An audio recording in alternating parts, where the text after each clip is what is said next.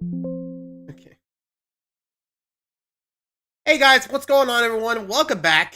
We're back here with a little bit of a late one. I mean, normally just got back from my trip from New York, so normally be resting up. But I figured, why not? Plus, there is a reason for it. So, AC, glad to see you're doing all right. So yeah, we got a reaction live stream, so just gonna show you this real fast. Yep, okay, we're ready to go. Welcome to the ridiculous world of PS1 cheats from Caddicarus. So yeah, it's about 3 hours, so it was a fun time. Got to see some family, got to see my grandpa Shannon, saw my cousin's first Holy Communion, so that was good. Fun time.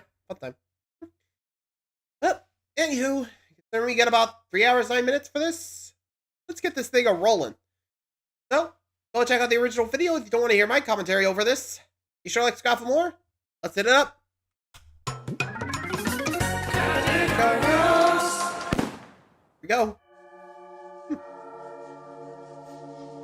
And I feel like it's always been over a year since we last saw the guy. You know?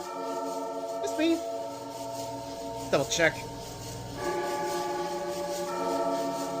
Oh. Yeah, yeah, the creepy factor.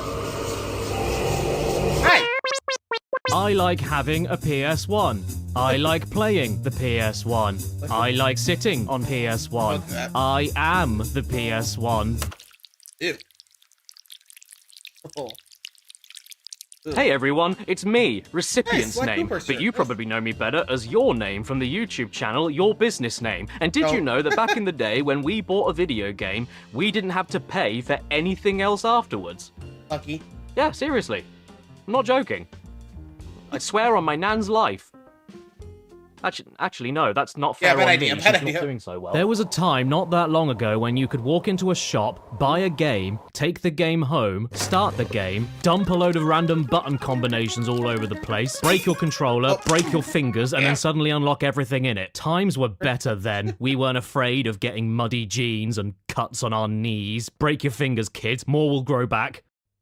Carpal tunnel is a government myth. In pretty much every home console game ever made up until the PS3 and Xbox 360 days, developers would leave secret codes in them to allow anybody to basically do anything you can think of. Sometimes they were left in there accidentally as debug menus during development, sometimes they were intentionally placed to give you a little leg up on a tricky stage that required a little legging, and sometimes they were complete jokes that did nothing for anybody except ruin a few marriages. Unlimited health, unlimited ammo, visual corruptions, anti-gravity, level skips, KFC bargain buckets, you name it, to the highest extremes of breaking a game down to its line of code and allowing you to become God, to the bottom of the pits and completely useless, like turning on extremely fast reversing for the limo in Driver 2. Buckle up, James Corden!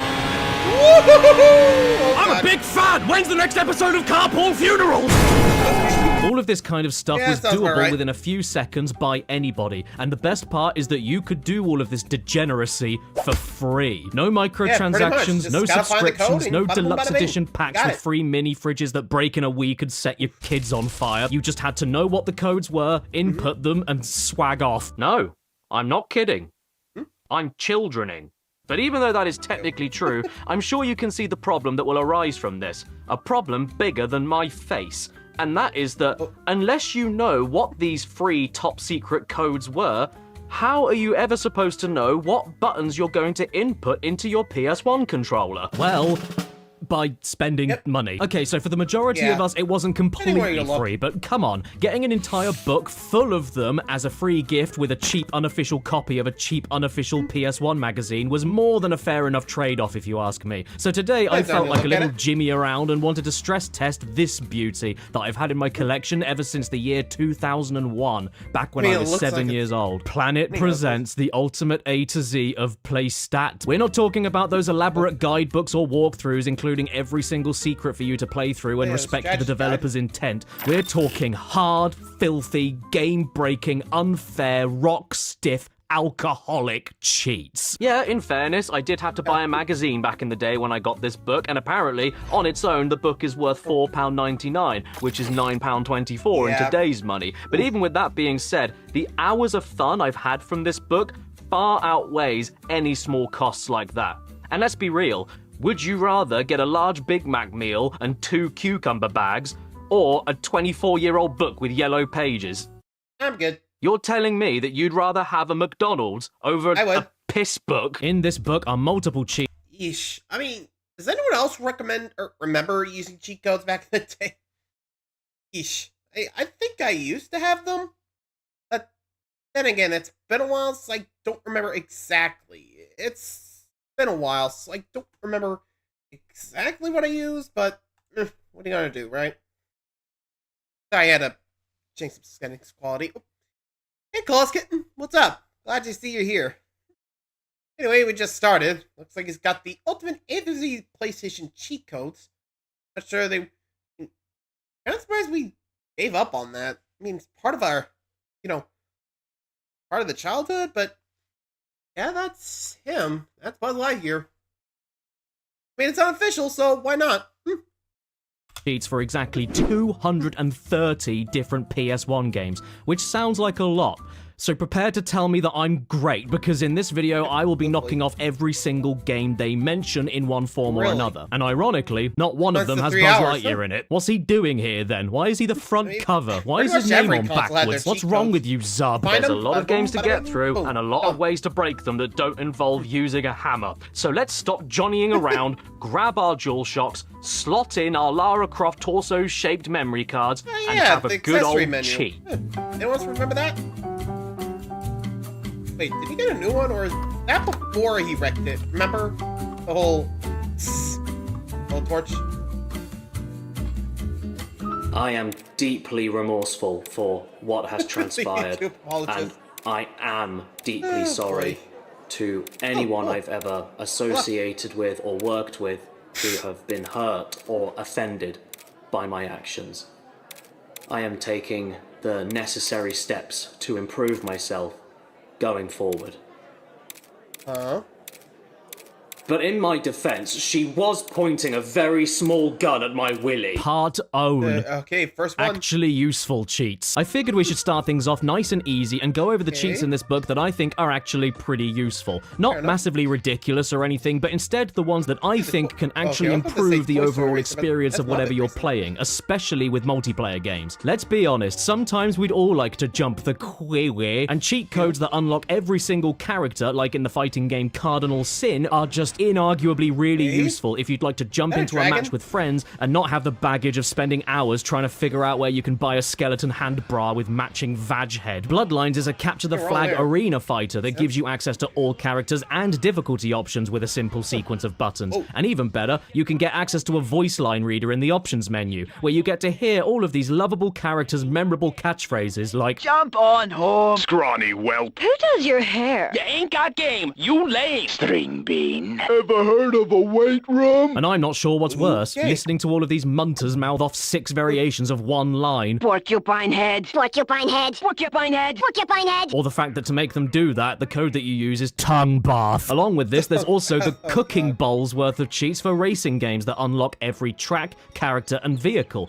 like with Roll Cage Stage 2, for instance. It is great that out of the box you have a soundtrack from Dom and Roland and technical itch, but sometimes you need a bit more than what Dom and or Roland can give you. I love me a good racing game in single player, but I mostly like to play them in multiplayer settings, and if you want to just race somebody right then and there and don't have any completed save data, why shouldn't you just be able to unlock everything immediately? What if the mood doesn't last? You gotta act now before you lose the tingle. Why are you judging me for skipping the QE? The original Roll Cage is another racer in the book that has all unlocked cheats, as is Demolition Racer. I also forgot to film the game with the smoke machine. I hope this is... Although in Demolition Racer's case, you don't only unlock all cars, tracks, and modes, but also completely change the language, despite the fact you definitely chose English. Oh boy. Remember anything? That French.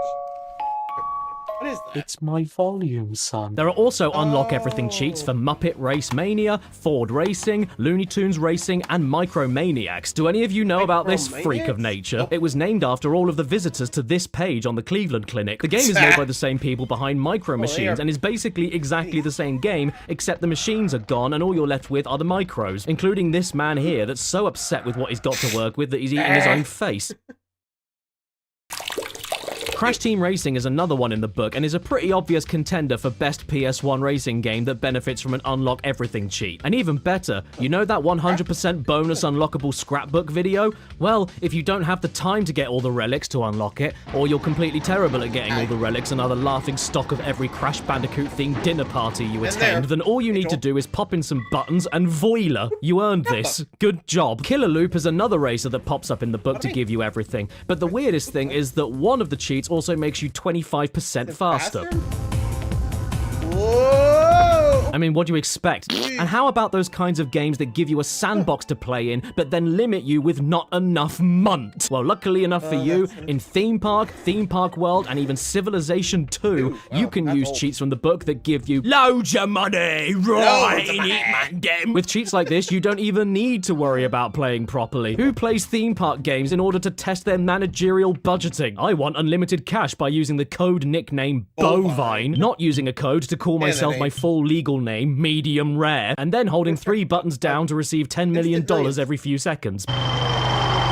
Oh no, Medium Rare has cheated. Quick, somebody tell his wife. Burnt. And with my unlimited funds, I created Turn Back Now Land, a theme park that is nothing but a burger van, an ice cream shop, a row of giant super spinning rides, and one single wooden outhouse toilet hidden behind the ice cream shop, blocked off by a vast expanse of water and one dead tree. And if you think you might be sick or can't hold in your number 2 anymore, don't worry, you can ask for help from one of the 4 animal mascots, gated behind a fence that nobody can get to. Through your bad park planning, one of the little people has got completely stuck. Bitch, that was the point! Similarly to the racing games we just mentioned, you can also get unlock everything cheats for sports games. Once again, perfect for instant multiplayer mashups without needing to do any work. Like with Championship Motocross featuring Ricky Carmichael. Shouldn't he be called Ricky Bike Michael? And in that game, you don't just get access to everything straight away, you can even activate our first of many big head modes that you'll see in this video with the cheat code Gross Teat. Gotta give them credit though, they're not lying. That's certainly the grossest teat I've ever seen. And that's counting all the ones I've seen on chests and heads. Not all that bad for a... Okay, I gotta admit, like, the name of these cheats, you gotta love them. Like, Big Teat, Bovine? What in the heck? I'd like to know who comes up with these cheat names to be like, oh, we got a million on? What do we call it? Bovine! Perfect, put it in! Like, what? Does that? It is interesting, to say the least. What do you guys think? Like, I don't know, if you had to make a name a cheat, what would you call it? Oh god, okay, more later? Alright, let's just see what else we got. Game that is so real you'll be picking your teeth out of the mud. Well, that's ridiculous. By the way, yes, you will be seeing a lot of big head cheats in the rest of this video, just like with this game, All-Star Tennis 99, starring him, who isn't named, and the Wimbledon champion of 1998, who isn't named. But at least we know who took the photo. Speaking of, I've got a joke about this. What time does Sean Connery watch a match at Wimbledon? Tennis. Today I'm going to play as Gustavo Human, the tennis professional famous for leaving his dinner all over his mouth. And after a quick little shoulder button holding on the pause menu, we don't only get big heads, but big feet as well. Big head mode in general is very common, but having more body parts included makes all the difference. Look at this. It's the Nike IKEA collab. This is completely worth it just to watch your players struggle with the weight of 2 buses on the ends of their feet. And that's not all. Then you get to watch them run. I'm gonna get you!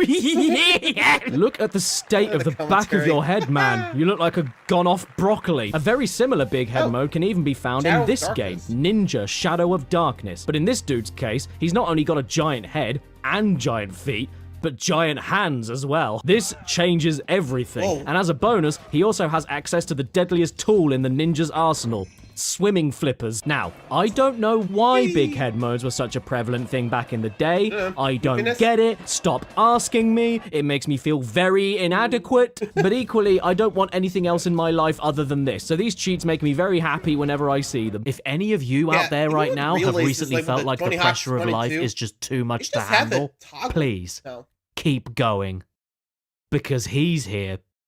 And he's worth it. There's also unlock everything codes for Cool Borders 3 and a big head, which also applies to Cool Borders 4 with unlock everything cheats And no big wow. head, which is a shame, but it does make up for that by having a cheat called I'm Special. He's a bear and Fast Eddie. Rusty? And you know what? Yes, you are, because this is the only UK PS1 game I own that has a coloured cardboard outer sleeve for absolutely no reason at all. Cool borders that are so cool it needs a jacket. There's other sports games that benefit from these kinds of cheats too, like Cyber Tiger, a game based on Tiger Woods who didn't even need a book to cheat. Either way, it is great to just get straight into a multiplayer match with everything you need for a good time with no one single person wasting all of their time to unlock all of it. Not to mention, there isn't even a big head mode in this game because clearly it doesn't need one.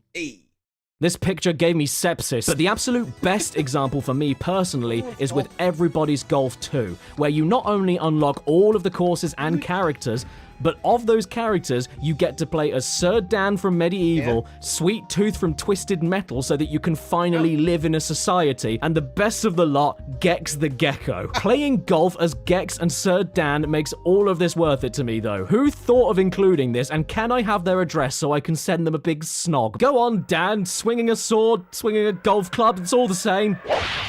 Whoa! Hey. It's in the trap. Oh no! My God trap. damn it! What the hell are we gonna do? And fell short. Oh, come on. There you go. That was weak. Oh dear, no! He's in bits! How is it that Sir Dan only lost one eye when he went to war and died, yet all of his arms and legs fall off because he hit one shot over par on a golf course? Dan, speak to me! What do you mean, you people? Arguably, though, the most useful cheat in this whole book is the Thrasher Skate and Destroy, where my name is Dingley. And if you pause the game, hold all the shoulder buttons, and keep hitting circle, you get unlimited points. That way you can finish the game without playing it and never touch it again. I mean, during how we saw it play. Either way, though, yeah. Whether you want to unlock everything in Big Air, including the snowboard named Steve, or unlock everything in Cyber Tiger, including your own joints, these useful cheats are the ones for you. Oh.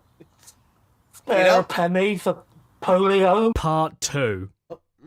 Part 2. Part 2. Did I forget to edit Part 2?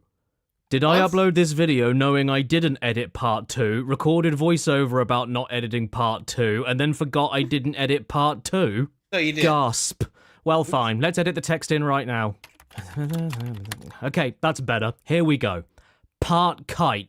Okay. Wait, that's not a number. Hello, there you go. Hi, Spons. Spons. I'm trying to work. Hi, I don't Spons. want Welcome back. money. Well, I do, so I don't care. This video has been sponsored by Let's ExpressVPN. I'm sure you've all heard a lot about ExpressVPN over the years, but what exactly is a VPN? Well, VPN stands for Virtual P. Which is an app that encrypts and reroutes your online traffic through secure servers, making it an absolutely essential tool for anybody using the internet for private things you don't want any hackers getting their sausage fingers on. I don't mind eating hackers' fingers, but a VPN is much easier. Now, being a kite that flies through the sky, I tend to travel a lot by car, and that means I always find myself connected to public Wi-Fi in hotels and airports doing my various kite-themed cryptocurrency trading and reading the Daily Kite for all of my kite news. And that's why ExpressVPN is ideal for that scenario. When you're quickly signed up and switch it on with just a single click, you create a secure and encrypted tunnel between you and the internet, allowing you to sort your payments with Bank of America in complete safety, as well as change your virtual location in order to access region-locked films and TV shows on KiteFlix, and even prevent DDoS attacks during online gaming for your next online noob pooning session on Fortkite. And even if you don't do any of that, you don't want people to watch what you're doing on Kite Hub, do you? Nowadays, it's easier than ever for hackers as young as 12 to get a hold of all of your information, and that's why I can't recommend ExpressVPN enough. Did I mention it's express? That means it's fast, and also when you switch it on, it gives you a train. Now, you don't want online strangers stealing your data, and you don't want me seeing what you're doing so that I can judge you and then tell everyone in your family. So what are you waiting for? Secure your online data today by visiting expressvpn.com/caddy. Or scan the QR code up there, but that's way too easy, so why don't you spell out the whole website? That's E X Express. R E Come on, you got it. You got it. S S V P n.com/. And you can find out how to get up to 4 extra months of this brilliant service for free. Once again, that's expressvpn.com/cat. Yes, we heard you the first time. Now, please. Controller, sorry about that. Die. Sorry, I can't. Part Swan. There we go, 2. Leggy cheats. Cheats. These are the cheats that don't give you everything you'd ever want on a plate, but exist to, you know, just give you a leg. Everybody loves a leg. You mean like me? No, I like leg, it's just a metaphor. Oh, really? What's a metaphor? A metaphor is not a leg. Oh, my mistake. Goodbye. Whee! Oh. You can only imagine the hopping he had to do. Yeesh. Okay, bye-bye. If you love a game hi, like Spyro. Spyro 1 and desperately want to beat it yourself without skipping anything, but sadly just can't get past Toasty the Scarecrow, then don't it took a fret. while. The leggy cheats are here. Just go and then plop 99 lives. That ought to give you a you want leg. to help. Yeah, how do you like that? Bar mitzvah. And how about in Glover, the only game that makes Get it. bodily noises whenever you enter codes in on the pause menu? You know when you're just playing what? Glover like you normally would, and then, oh shit, the ball is gone because this game is Glover, and that's what the ball does in Glover? Well, don't worry, just type a quick pause code in, and presto, the ball is back. Sorry, Adolf. Pandemonium 2 allows you to do the same thing as Spyro by just giving you extra lives in case you need a leg. And Time Crisis gives you a okay, small makes cheat sense. menu by shooting the middle loop of the R and then the middle of the crosshairs twice on the start menu, not only allowing you to get 9 extra lives, but also unlimited continues and no reloading necessary. So long as you have the American version, I think, maybe. Because I shot more times in the middle of these points than any American ever could, and yet the cheat menu never appeared. Maybe that's what Lee Harvey Oswald was looking for. The other guy just got in the way. Considering right above this say, cheat in the use book, the there's emulation also another version. one for easy mode that just so happens to be for the Japanese Japanese version? only. That just goes to show that this game's cheats probably give you the biggest leg of them all. Up your ass. Cooler World, a hidden gem 3D puzzle game. It doesn't give you extra lives or whatever else because the so game it's is kinda over cool. when your score falls below 0. So instead, you can just keep adding 30,000 to your point score to allow you to keep on going solving the puzzles. And if that isn't enough for you, you can activate invincibility, which I know sounds more game-breaking than just a little bit helpful, but all it does is stop your ball from being popped by spikes. As far as solving the trippy perspective flipping 3D labyrinths go, it's still not easy even with invincibility. Look, this is a game about you physically altering gravity. I won't blame you for activating any of these cheats. You've even got to flip gravity around to read the manual. This game doesn't like you. Bollocks to it. Not only that, there's even a cheat for Etiquette. Cooler World that lies to you. Oh, a power pill sounds great, doesn't it? And all I have to do to get one is right circle, L2 circle, R1 circle, square circle all over the carpet. Well, this is what the power pill does to you. Oh, trippy. I think that And was a while you're trap at cheat. it, activate motion blur on the bonus levels as well. Ah, This reminds me of the Good time Lord, I I was think that was a trap 16 cheat. walking through the park at night and someone came up to me and asked, would you like don't know. Mandy? And I said, who's that? The original Legacy of Kain, Blood Omen, has a pretty straightforward couple of cheats. okay, was that one of the cheats that were like, you put this in, get ready for crazy times? Like, or something like that? I don't know. That's what it looked like to me. Like, seriously, what was that? Just, ooh. Ugh. I think that hurt my head. Anyway, next. Cheats that don't even require a pause to do. And then, as if by magic, you've got full magic. You might want to upgrade your magic first, though. And even a full blood refill as a last resort, just in case you needed it, without going too over the top with powerful cheats. But maybe it's not extra health that you need for a little leg. Don't some How of these about this games code in... punish you for, like, that's not a code. That's some of my the cheats? real leg. Right. How Or is that just embarrassing. the Nintendo? I don't How know. did that clip get in here? How about this code in Ape Escape hi, that Ape gives you the Escape. ability to collect 99 explosive rounds for your slingshot, the most useful ammo in the game for knocking out dangerous monkeys from a distance? Well, with a quick pause, a button combination, and then you can then get 99 explosive rounds. Well, I mean, you have to collect the remaining 90 yourself. It doesn't just give you the ammo straight away, it makes your wallet bigger. But look, I can prove it works because usually you're only allowed 9, and I have 11, which means I can get another 88 whenever I want. Well, it's the only cheat for the game in here, so that's all you're getting. Shut up. How about in the original and first Worms? You can get yourself a little leg up against the last surviving 2 members of the Beatles by unlocking banana bombs and exploding sheep right then and there without going too overpowered. And I have always wanted to throw an exploding banana at Ringo Starr. And all. What has happened to me? Have you ever heard of the I think he Paul is just put dead himself- theory?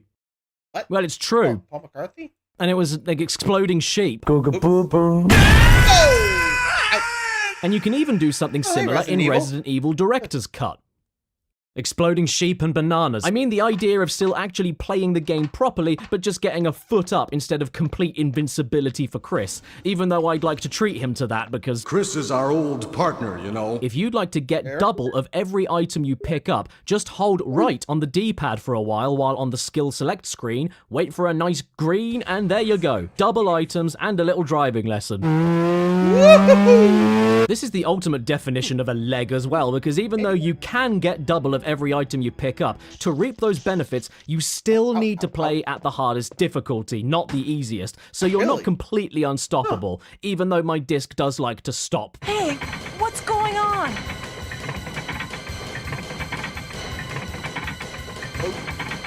Barry, do something! Stop admiring the wood paneling, hello, it's very helper. old. Is that enough for you? Do something! Final Fantasy VIII is also in this book, but it doesn't have any cheats technically written down. Instead, it gives you every answer you need for the SEED tests that allow you to make more money throughout the game if you ace them properly. And you have all of your favorite test answers you need in here, like nini nin, ini nini, in nin, and nini. You still actually have to play the game and be good at like 99% of it, so to have the solutions to this one element of the game is not a blemish if you ask me. Nobody plays Final Fantasy VIII to take an exam. They play it to watch Squall turn into a urinal. If you'd like a couple of games that have an insane amount of leggy cheats ready for you to leg all over the place, there's always Tenchu 2.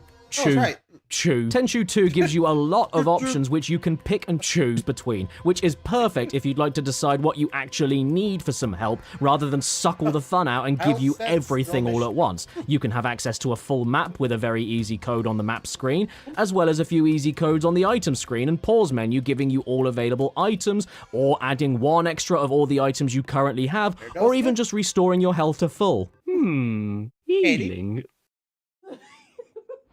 Warcraft 2 is very similar in that sense as well. Go to the password screen and then pick and choose between more gold, oil and timber, all spells and full mana, more building options available at the very beginning, fast building, fast wood chopping, access to a complete map, and also lose level. Really? I'll lose level immediately?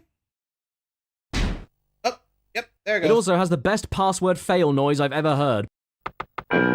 Sounds like my nose. For another RTS game example, if you could even call it that, there's SimCity 2000, where the literal only cheat in this book to give your leg a little rub is by allowing you to take Last Man, how any you bonds doing? you want at Glad you're 0% interest for my lovely city of Hernyard, which doesn't sound like a big deal, but it's insanely helpful lost and some still caddy allows you to interest. play the game enough to an extent where you don't need to feel bad about expanding your housing bubble until only millionaires can live in it. Okay.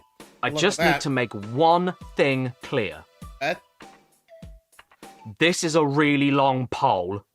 And when you start going down the rabbit hole of retro video game cheats, it can get very overwhelming, and people can accuse you of being a bad G-word, which is why I decided to... Caddy, are you cheating? Oh no! It's the bull, fox, bear, pig, cow, deer, dog, wolf, rat! How did you find me? Oh, he's gone. he's Part the third. What's that? Why even bother, you swine Swine cheats? cheats. Look, I do get Why that you're bother? likely looking at a cheat book either because A, you're struggling, B, you're a girl who just wants to have fun, or C, you suck. But these cheats available for the following list of games I honestly just don't get any personal enjoyment from. They give you too much power that doesn't feel like an earned reward or anything. Just immediately having everything at once doesn't do much for me. It's that moment after you pick up and hold your newborn for the first time. It's like, what do you do with it now? We're talking about the super cheats. Now, I'm not an anti-cheat guy whatsoever. Far from it. Cheating is fantastic. Just ask Lance Armstrong, Dream, or Dave Grohl. But as good as these God mode cheats are, and how much I would love for them to come back just for the hell of it, there's only so much satisfaction I can personally get out of just putting some button combinations in Crash 1 and then completing everything 100% immediately. You can't even save your game after you put that cheat in, so what's the point? And once you've put it in, you never even get to see Crash get fully erect. Why would you do that to yourself? Alien Trilogy, Tony Hawk Skateboarding, Army Men Air Attack featuring bees, Livewire, Spec Ops Stealth Patrol, War Games, the action-packed all-out Frag Fest. You want to use another word there, Chief? Asterix, MTV Sports Skateboarding, Fighting Force 2. I don't remember that. What are you doing? Okay. Tastes like beef. All of those games listed above just give you one-off cheats that unlock everything for you all at once alongside unlimited everything and invincibility, or just give you level codes that give you 100% completion. Like I said earlier, this only works for me in multiplayer racing or fighting games. In mostly single-player adventures or games of skill, I don't know why you just make yourself indestructible to a point of the game playing itself, or have the game literally complete itself. There's no catharsis, and that's saying a lot considering I coughed up some catharsis this morning. I mean, don't get me wrong, I don't like it in KKND Crossfire when this fierce chap is walking too close to my square leather hull, but I still want to feel like I did something myself to stop him. By the time you hit unlock all levels in Tony Hawk 1, that means it's all done, so there's nothing to really do after you go back into the level you just unlocked. What would one get out of this? Aside from another big head mode. In slow motion.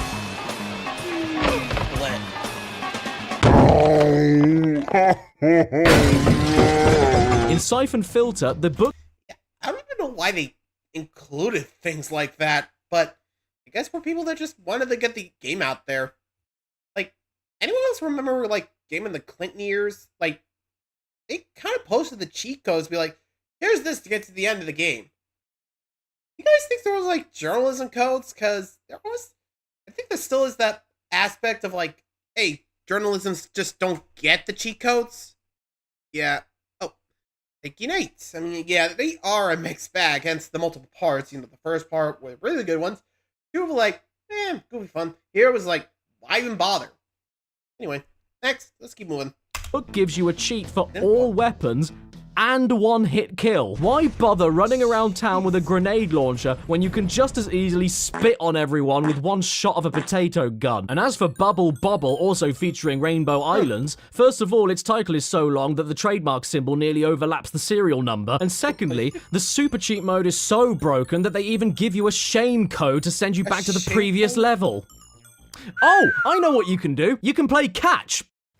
In fact, I'd say the best game in the book for an unlock absolutely everything super cheat is with Disney's Dinosaur, because when you go to the main menu and input the code, it doesn't do anything. Serves you right. Play it properly. You don't want to miss out on... I'll have a look. Oh, this...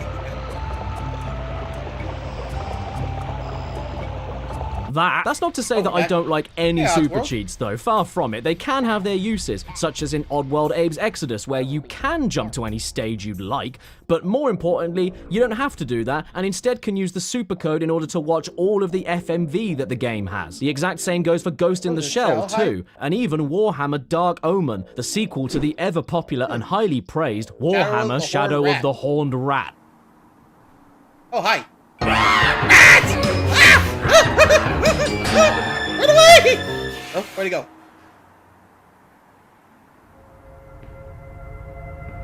You keep running. We'll go back. I like cheese. You may all laugh at me with your YouTubes and your electric cars, but let me ask you this. When the streaming giants eventually collapse and the only way to watch PS1 full motion video anymore is by having the games they come from, a console to play them on, and a cheat book to put in a code longer than a bus to watch them, who will be laughing then? Well, not me. Because when I see this again, I'll end up offing myself. Ultimately, though, with these kinds of cheats, they can get a bit too bloated to a point of just not being fun anymore. What's the point of unlocking everything in Freestyle Scooter so that you never actually need to play it? Don't you want to unlock the levels yourself and catch some fat air? No, that's very Yeah, insensitive. it's just bad. He prefers to be called Chubby Air. What is a major piss-off to me, though, is that there are over 24 games in this book with super cheats that can be abused, no doubt, but at the very least split their super god powers up into separate cheats so that you don't need to have absolutely everything if you don't want it, or just want to skip the current level you're on, or even pick the level you'd like to unlock up to instead of just having it all for yourself on a platter of fish and fish. Death Trap Dungeon, Blade, Global Domination, Urban Chaos made by Mucky Foot, Colony Wars Vengeance, Colony Wars Red Sun, Army Men Sarge's Heroes featuring Sarge, Riff, Hoover, Shrap, Thick, and Very Small Real Woman. Army Men Sarge's Heroes 2, featuring all the gang, but someone is missing. I know where. In his mouth. And I know what you're thinking. Caddy, Slay Queen, yas. I know that this is a sequel that has to move along with the times, and there is a woman in it now, which is very progressive, but why is everybody still the same colour? Well, don't be so judgmental, they have thought about that, and there's actually more representation on the back. See? Now there's beige. Tarzan, GTA 2, LMA Manager, Frogger 2, Swampy's Revenge. Who was Swampy in Frogger 1? That car, Hercules, Bugs Bunny Lost in Time, which in fairness does let you pick how much stuff you want to unlock, but also lets you put a code in at the very beginning of the game to skip immediately to the final cutscene. You beat it. Wow, you are good. That is lovely. You're diabetic. Duke Nukem Time to Kill. Croc. G-Police. G-Police 2, Weapons of Justice, like the bioweapon that gives you a nice rash on your mouth. Tomb Raider 1, Tomb Raider 3, Tomb Raider 4, Tomb Raider 5. Where's Tomb Raider 2? Lucky? You haven't. Not in there. Star Wars Episode 1, The Phantom Menace. War of the Worlds, Danger Girl. The hottest action game of all time with the hottest font.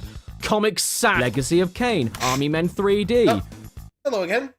The Fear Effect, Xena Warrior Princess, Apocalypse starring Bruce Willis. It's the end of the world as we know it, and he feels bored. Heart of Darkness, Medieval, Medieval 2, Critical Depth. Can you take the pressure? No, that's why I'm cheating. That's why we're cheating. Bye. Forsaken, Theme Hospital, The Fifth Element, Nightmare Creatures 2. All of these games in the book feature those kinds of cheats that at least give you a choice on what you want to overpower yourself with without compromising on everything else that makes the game fun. Even the Gex games managed this balance with its cheats, despite the fact you can spam reward yourself as many remotes as you want.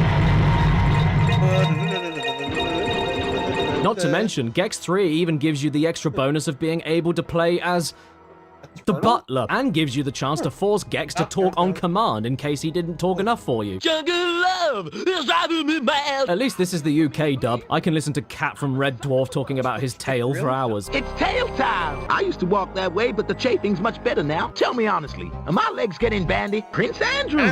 What an honor! Okay, maybe not that one. Your arm was around her waist. Yes. You've seen the photo. I've seen the photograph. Why would people not believe that you were there with her that night? Sorry, to go there. I want to lick it, but I know my tongue will get stuck. Gex 2 lets you do the same thing, and I think this would usually be considered a bad thing, but again, it is the UK dub, so instead I'm very happy about it. Goodbye, Mr. Bond. Ding dong. The things I do for crispy duck. Darling. Sweetie. Or if you're stuck with the US dub, just use the debug menu and turn off his voice entirely while keeping all of the other sound effects. Cleanse me of all musics. Another anomaly of a cheat for Gex 2 specifically, though, is known as rambling mode, where every time Gex says something, he'll repeat the final word or sound he makes a random amount of times, just like hoo-ha, hoo-ha. There's plenty more where this came from. I'm yours. Just getting my kicks. And then there are my two favorite quotes. This one. I feel sick. And this one. Darling. Okay. Too right, Gex. Do you have any last words before we move on? Hey, there's a card in here for a good time called ISIS. Abe's Odyssey is another one that benefits from cheats that aren't completely game-breaking, welcome such as automatically mimicking the passwords from the guards in the Mosaic Lines level without even getting the password correct, and being able to see all FMV on a new menu. But more importantly, where there was no gas before, you can now see your farts and they're green. That's right. Then, all world conflict ceased to be, and everyone was happy. By the way, Nightmare Creatures 2 is supposed to have a cheat that lets you walk through walls, but I swear to Christ it doesn't work. I inputted the code in exactly the way it tells you. I see things pop up on the screen like Castell and Hospital, and yet I could never walk through the walls. How dare you, Nightmare Creatures 2? Why do you have to lead me on like that?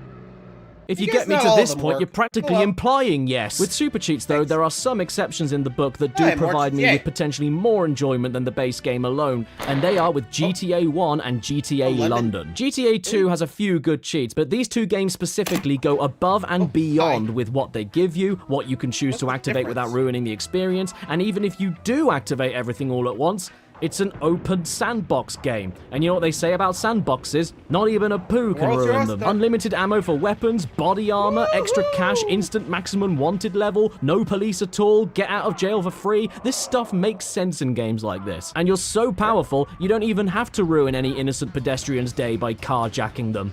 You set them on fire instead. I'm not sure what's better though, the cheats working in the game or the actual cheat names themselves. Eat this, the shit, blow me, Satan lives, and bastard. Like, if you want a permanent 5-time score booster in GTA 1, you start a new game and name your save file Excrement.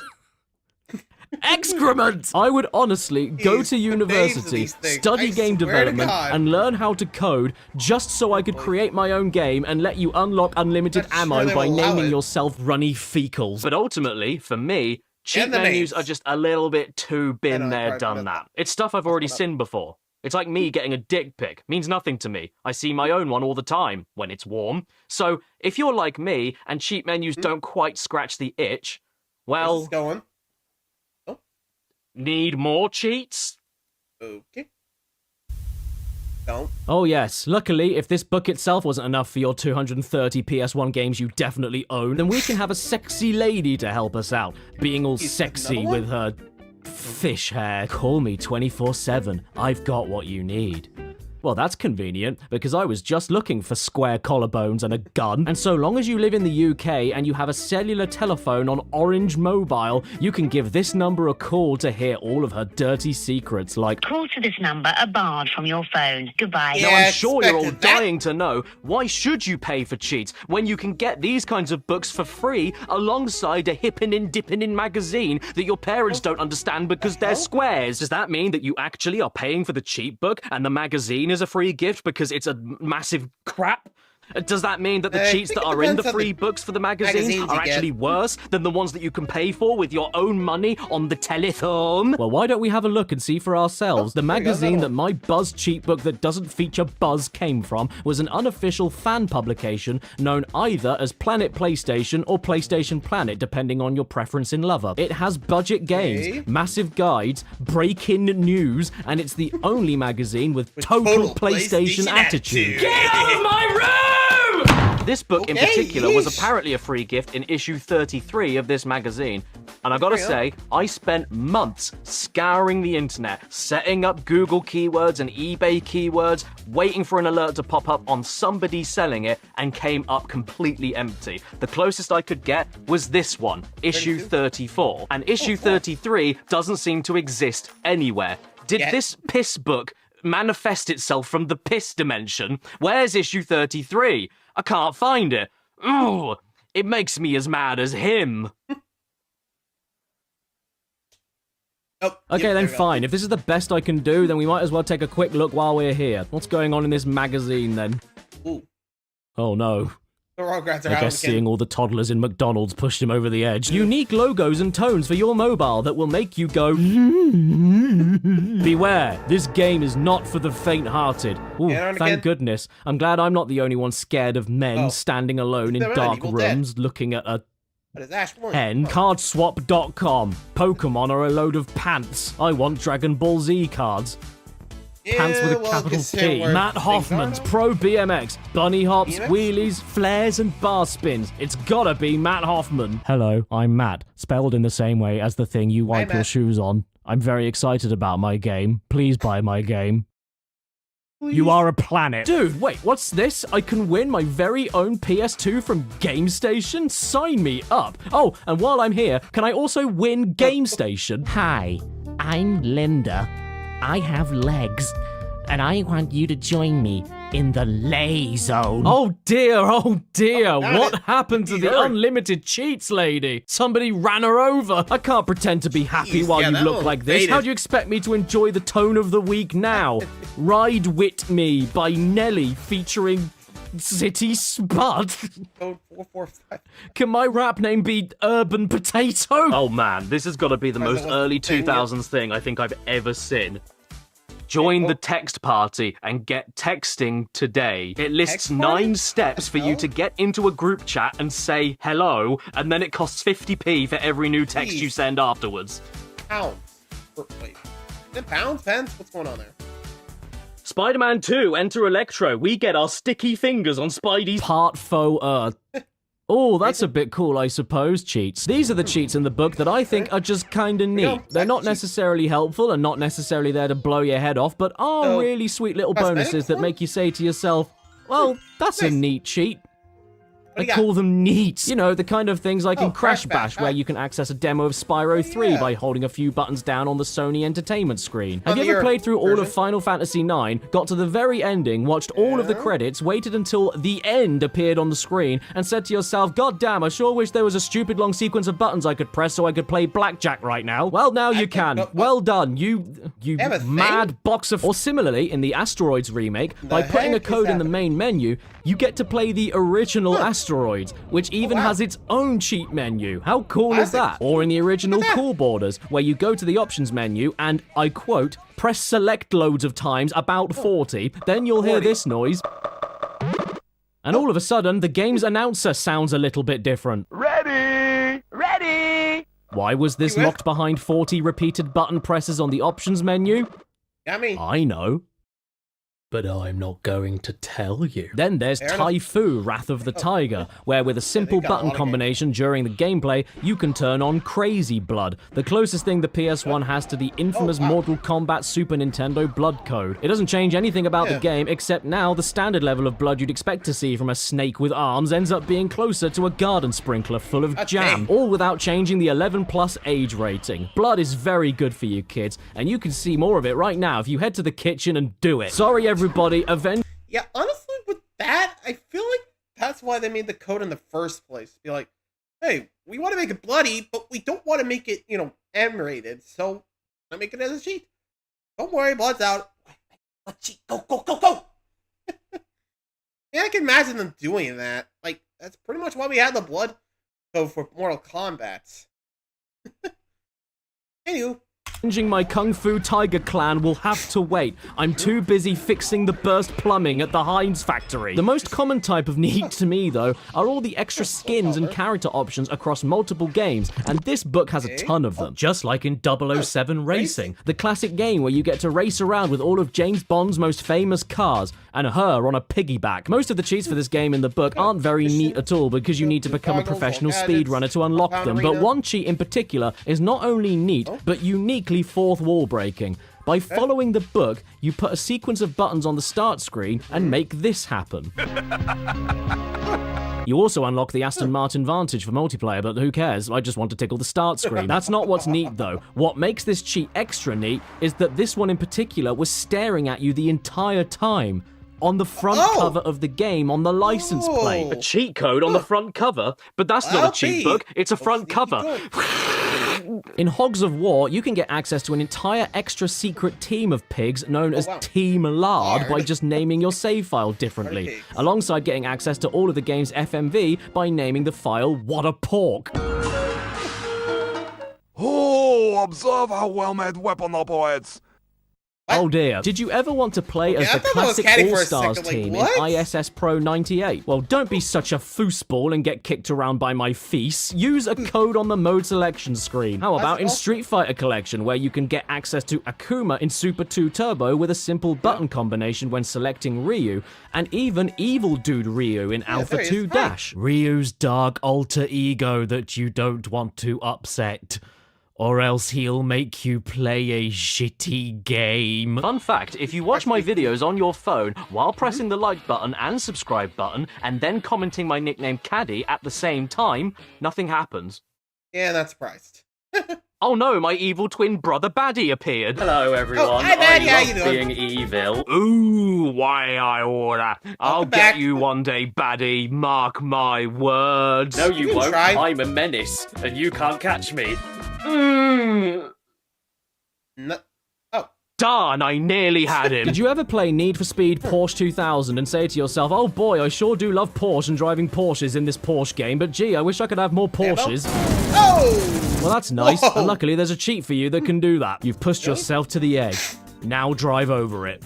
That is awful advice. Did Richard Hammond write it? Dave Mirror Freestyle BMX is a game that I'm very good at because it doesn't slow down or lag and lets you land every trick without a sweat. But you know what could possibly make this even better? That's right. a code to play as Amish Boy. Amish Boy? Oh, wait, you have to beat the game 10 times. Well, that's not very Christian of you, is it? Okay, scratch that. There is another character unlock here. A code to play as Slim Jim, the mascot of the snack food of the same name. Because the first thing that comes to my head when I think BMX is thin sausage. What's your favorite style of Slim Jim? Style 1, Style 2, Style 3, Style 4, or Style 5? To be honest, I'm very happy about this because I can relate to old Jimmy here. We both have the same name, we both are quite slim, and we're both named after cured deli meats. Ow. There's another game known as Supercross 2001, which also has character unlock codes for secret characters. 3 to be precise. Billy Ray Mudmullet, Hot Tub Harvey, and Astronut. Fun fact, he was the original planned mascot for the PS5 back in 2001, but he was scrapped at the last minute after Sony realized Astronut's Playroom wouldn't work as a kid's game. If secret character unlocks aren't really your thing though, then don't worry. The book has you covered with a couple of games like Formula 1 98 officially licensed game. Not only does this game feature commentary from the world-famous Jewel, but the cheats here can unlock a fair few super secret tracks for you to race on. And then, in Ridge Racer Revolution, you don't get any immediate unlock cheats for new cars or tracks, but instead the ability to adjust the weather of each track you race on by not doing anything on the opening Gallagher minigame. Now that is really neat, as I always say, whenever I write it down and have to read it. It also tells you that by holding down L1 and R1 on the main menu, you can move the spotlight around. Look at me go. That makes sense. Hey. Not to mention, isn't this also neat? You can unlock all the extra cars and a thing called Buggy Mode, which can only be unlocked by getting 100% on the intro Gallagher minigame. Sounds difficult, right?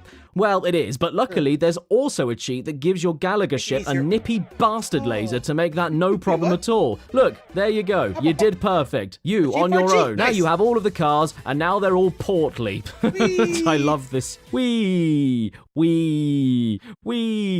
Urine. You also activate this thing called Spin Mode with a cheat on the start line. Once activated, on certain turns around the track, you'll now be allowed to spin in full circles multiple times for bonus points. Pretty neat. There are also a few other games with neat cheats that don't just fall into the secret characters category alone, like with Silent Hill, where you can hold all the shoulder buttons in the options menu to access hidden options that can drastically alter the game. Toggle auto aiming on and off, mess around with how walking and running works, mess around with how the camera works, which I definitely could have done with.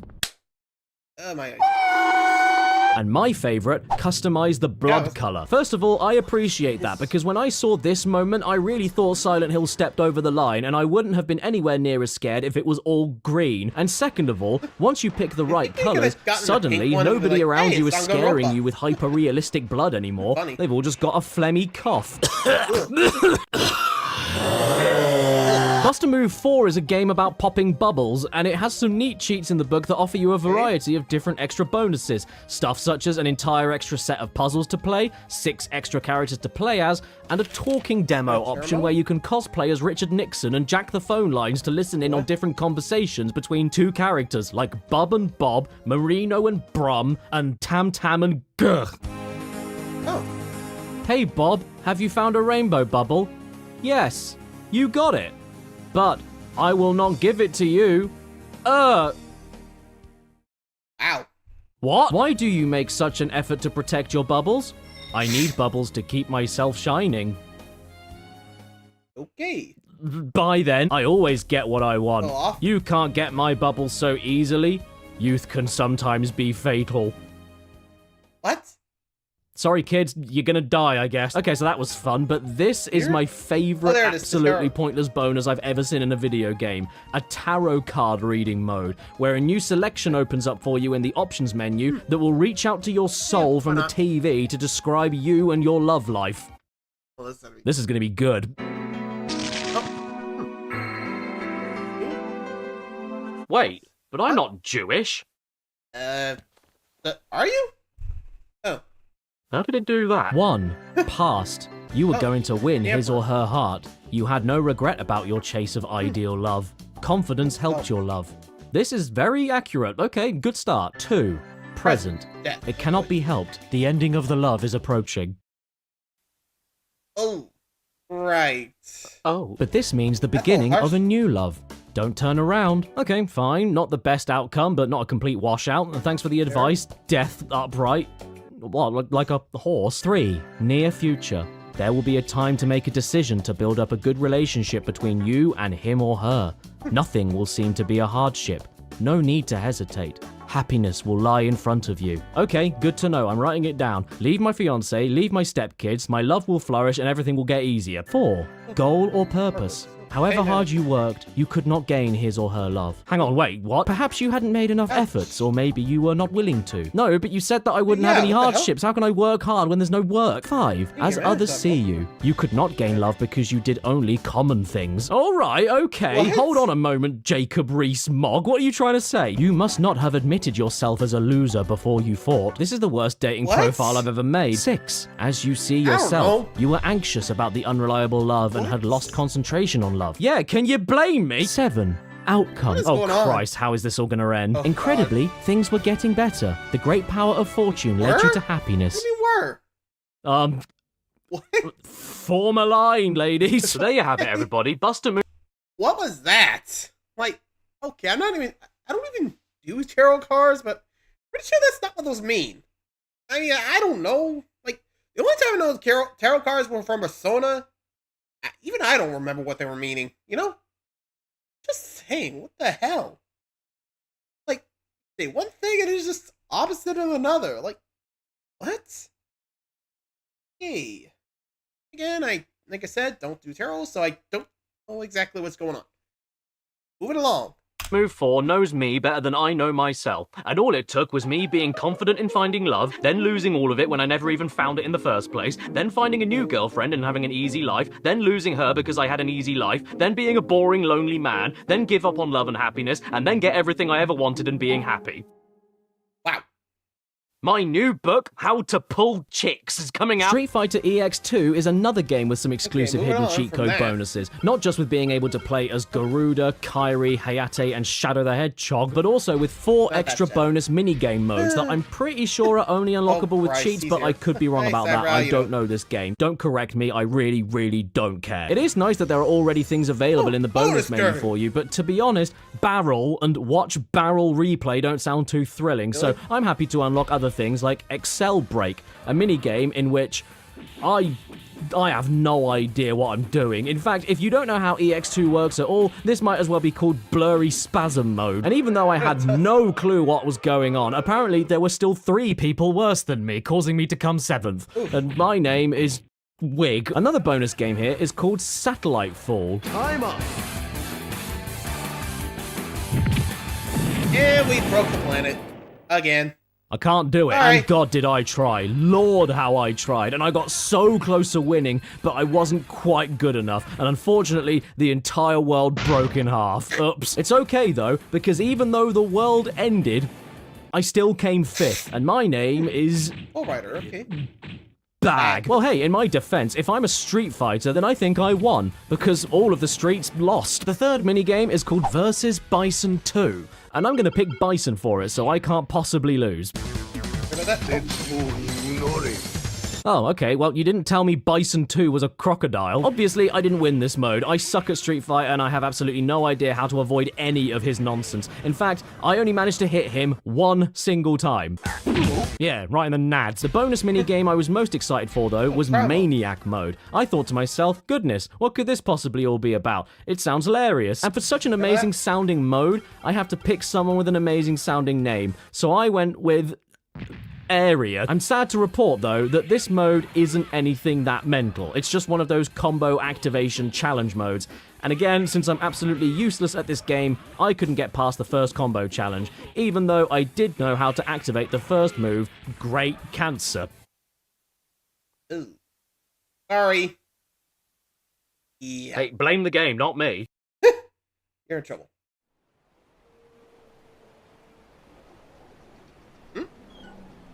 There are whispers from an age long lost to the cruel sands of time, an age of discovery, an age of nobility, yet an age of foolishness, an age where even the most steadfast of men would be driven to insanity and even death by the seductive allure of a promise, far, far away in the haziest fog of the Atlantic. A promise that would later be told in myth and legend, and a promise that would give countless sailors the courage to risk their bodies and their minds in order to obtain the cheat code to see Lara Croft naked on the PlayStation. Sadly, that cheat code was never real, and everybody ruined their relationships for the sake of trying to see these, when all you had to do was go out and buy a book to look at tourist destinations in Egypt. But that doesn't mean you couldn't get anywhere near some breets with some extra neat costume cheats that you could eat on the PS1, and one example is in International Track and Field 2.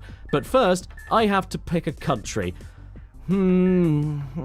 French. My name is Bonjour, and what you have to do here is highlight the sport that you want, enter a button sequence, and then your competitor gets a new costume for that event, like a superhero costume displaying all the colours of France. Then the event begins, he doesn't try at all, comes in last place, flies away, and still qualifies. A typical day for the French. But hang on a second, this is just silly, not a horn. Well, don't worry, because the exact same code works across most of the other sports, and particularly in the swimming events, where you can get all of the women stripped down to another regular piece of swimwear. Well, in fairness, you can see a lot more skin than you would otherwise, and those outfits do not leave anything up to the imagination. Look at the hip bones on her. You could cut a steak with them. And how about this lady's arms? Is she a woman or an aeroplane?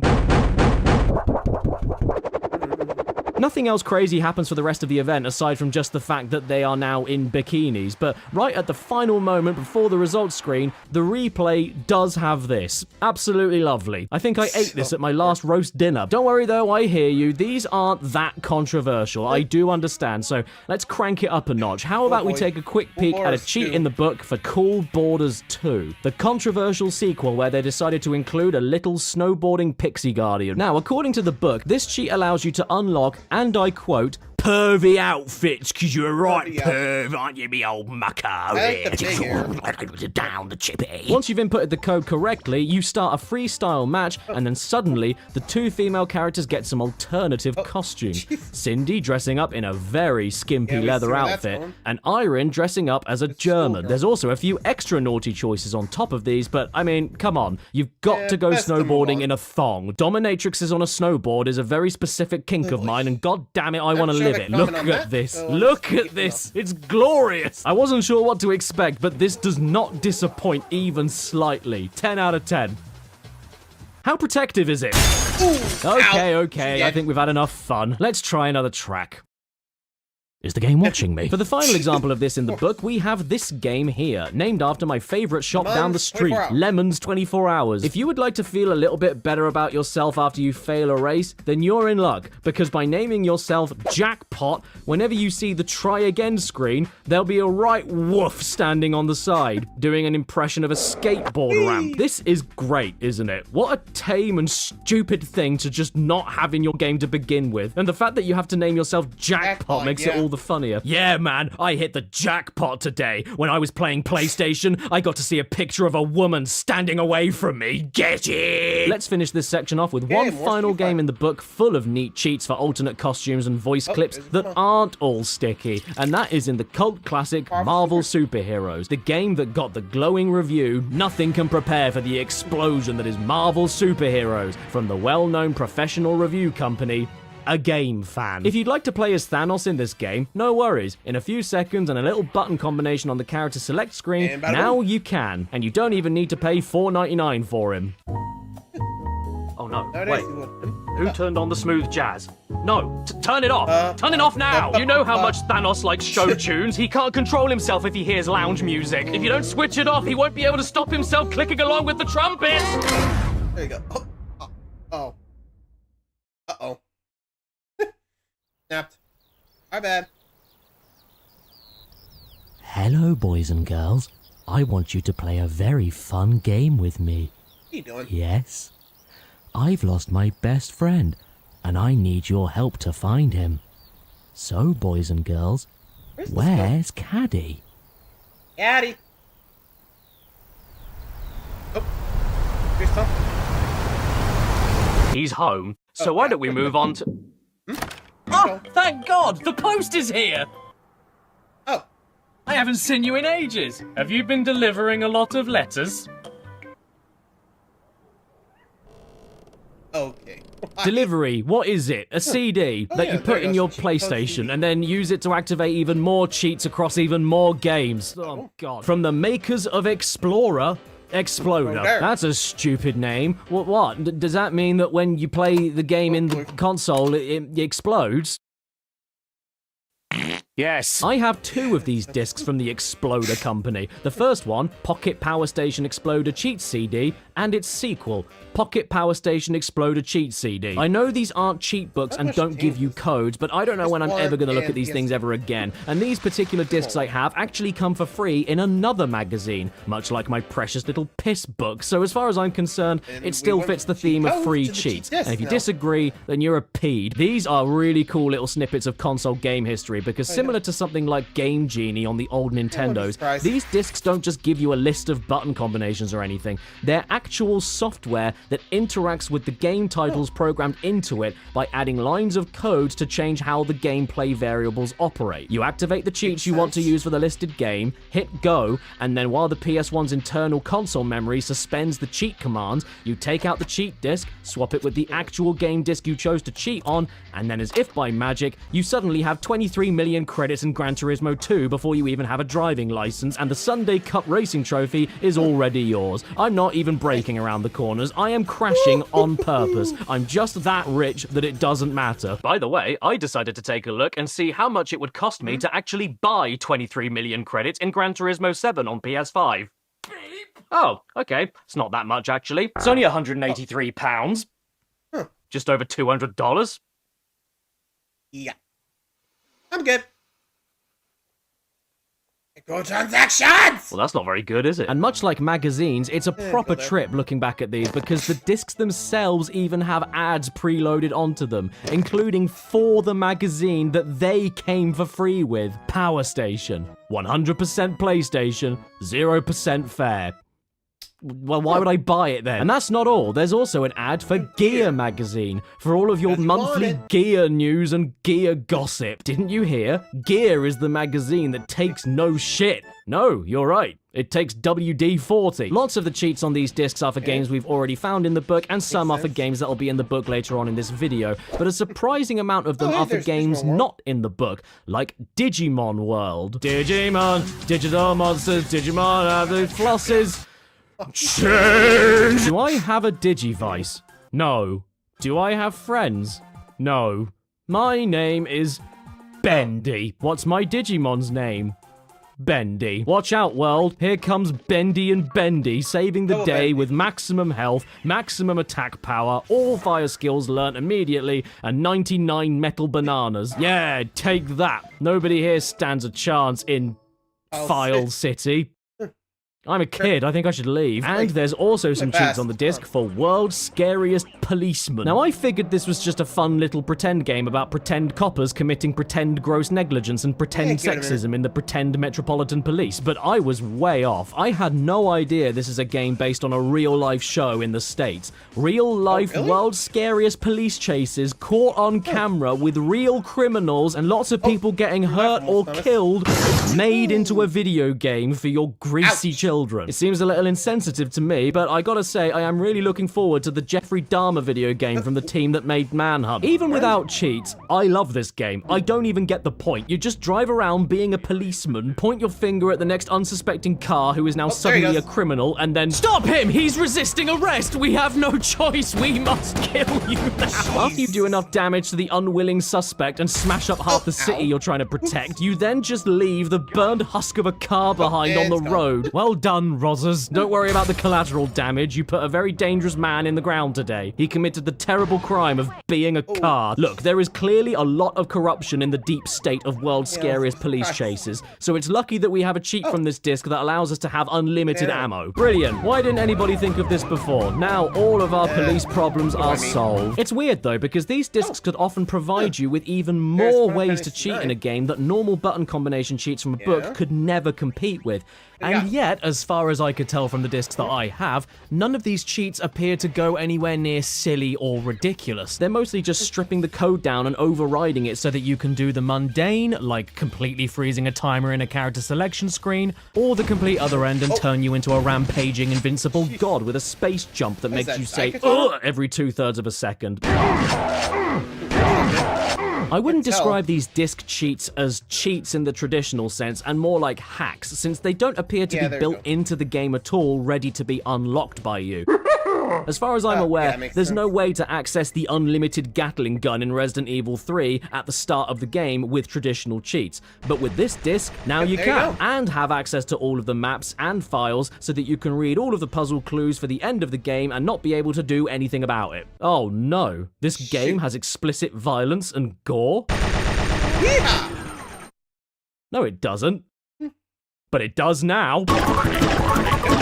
More blood mode. I love this, but there should definitely be an additional content warning if you turn this hack on. This game contains scenes of explicit bolognese. But yeah, don't expect the outlandish and silly stuff like that all of the time. It's very uncommon. Like I said, these are more just completely game-breaking. The stuff that means that you never need to worry about playing the game properly anymore so that you can sit back and enjoy the computer graphics movie. Have you ever wanted to give Lara Croft unlimited air underwater, or manually adjust the firing rate of her pistol so she turns into a big-boobed sentry turret? There you go. Or give her an unlimited ammo rapid-fire revolver? Dude, you can even give Snake unlimited air in Metal Gear Solid. He's not Solid Snake anymore. He's Flaccid Fish. Oh no. Unlimited ammo and every gun too. The genome soldiers have highly developed senses of hearing and vision due to their gene therapy. Make sure you don't let them see you. Okay. What was that noise? There is just one problem with hacking Metal Gear Solid though. It completely breaks. Yeah, we can hear. For some reason, the music plays 4 times the speed it should, the subtitles all overlap each other, and the cutscenes and codec conversations are... Negative 4 years turned to left. The dark. Operated repeating that you is a red green is the point of your code is this. We need to use owner. Nothing hits an English. He must fly no Get her or fat woman's make come in And another reason why you don't do cheats. I'm not sure if this is some kind of built-in anti-piracy punishment, or if this is just what the cheats do as a side effect.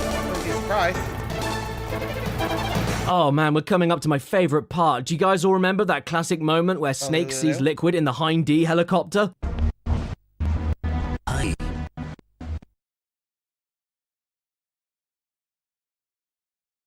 Oh boy.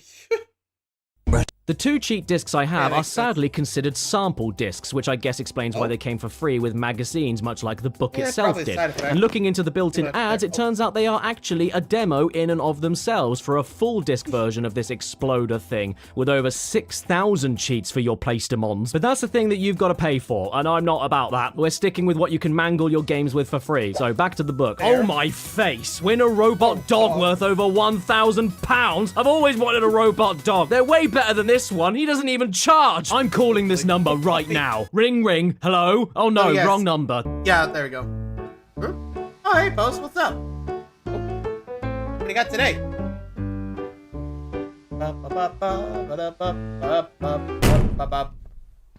Thank you.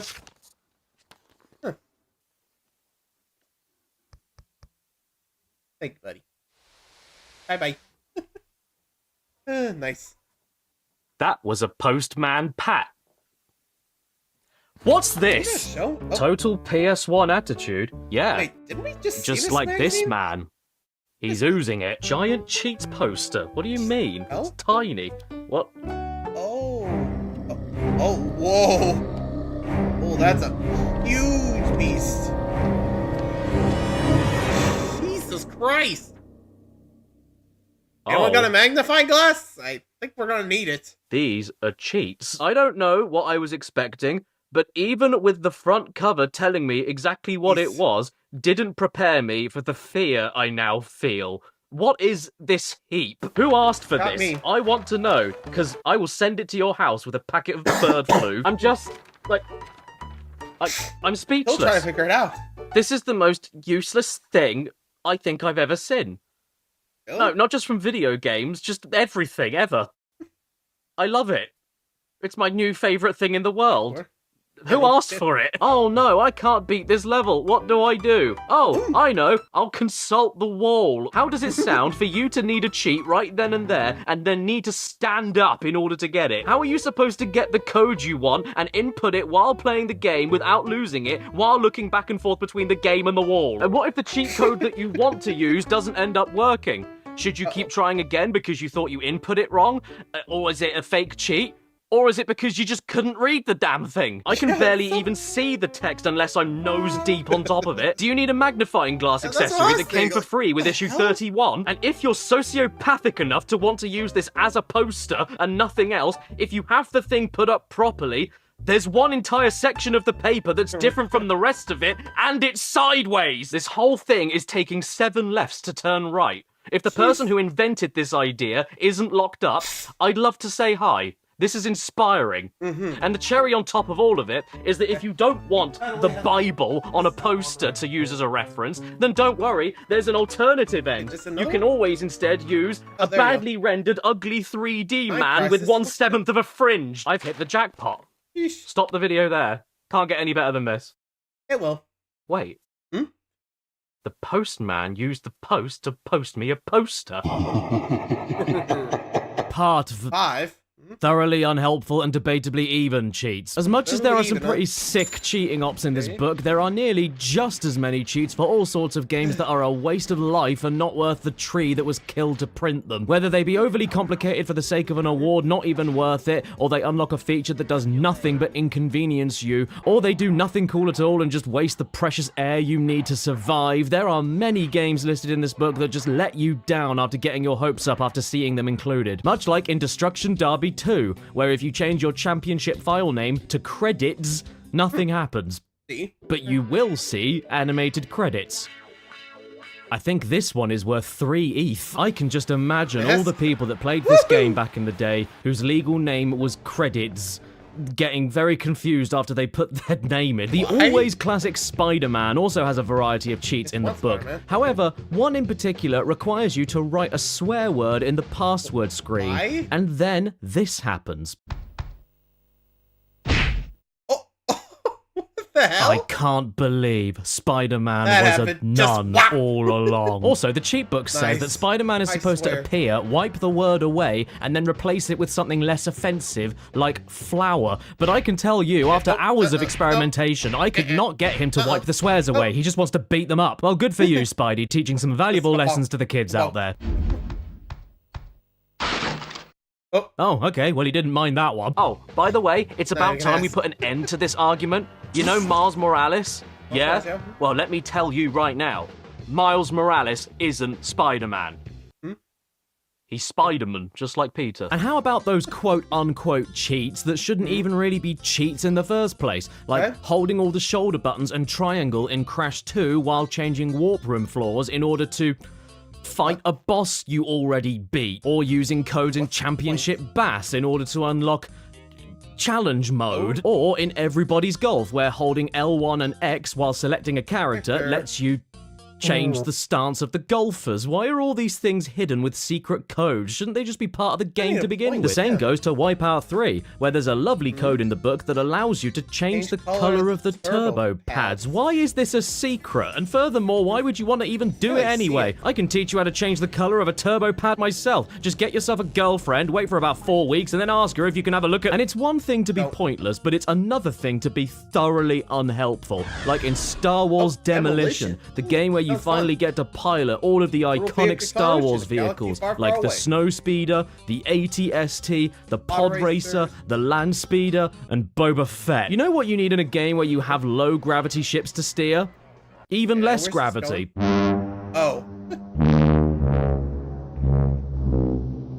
Yeah, go trying to hit this anything isn't with that. fat air anymore. This air is morbidly obese. Ah, it's Hagrid. Hello, Harry. And then there's Command & Conquer Red Alert. Start the game, open the sub-menu, select the PlayStation symbols in a certain order, and then you get access to a bomb that is so powerful that it even bombs yourself and you lose. Oh, and here's another one. Turn all the ore into beer. Okay, then what happens with that? Wait. Oh my god. Well, I didn't know what else I was expecting. Jeez, Those Joker's, wacky Soviets and fantasy, I their guess. drink. Hang on, wait, now the game is telling me not drink to and drink. play. All right, What? Dad. I mean, what else can you even say? Everything is the same. Nothing has changed. There's just beer now. Being Why drunk not? up by diggers, just like Muck when he's finally had enough of Bob. But aside from all of that, this cheat is a bad idea, because like you should have already learned in school, beer always kills you. The follow-up game is also in this book, Command & Conquer Retaliation, named as such because the Soviets lost the previous game after all that beer, so they got rid of it and tried attacking this time. And let's be real, who needs alcohol to win a war when you can change the name of your civilian building to Jonathan's house? Or how about Big Ern's? Or Kurt's house? Ludwig's house? Claudia's home because she doesn't live in a house? Jason's manor? Simon's mansion? Munson's pub?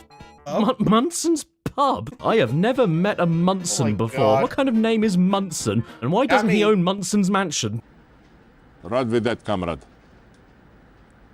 Your mission in the Ukraine is simple.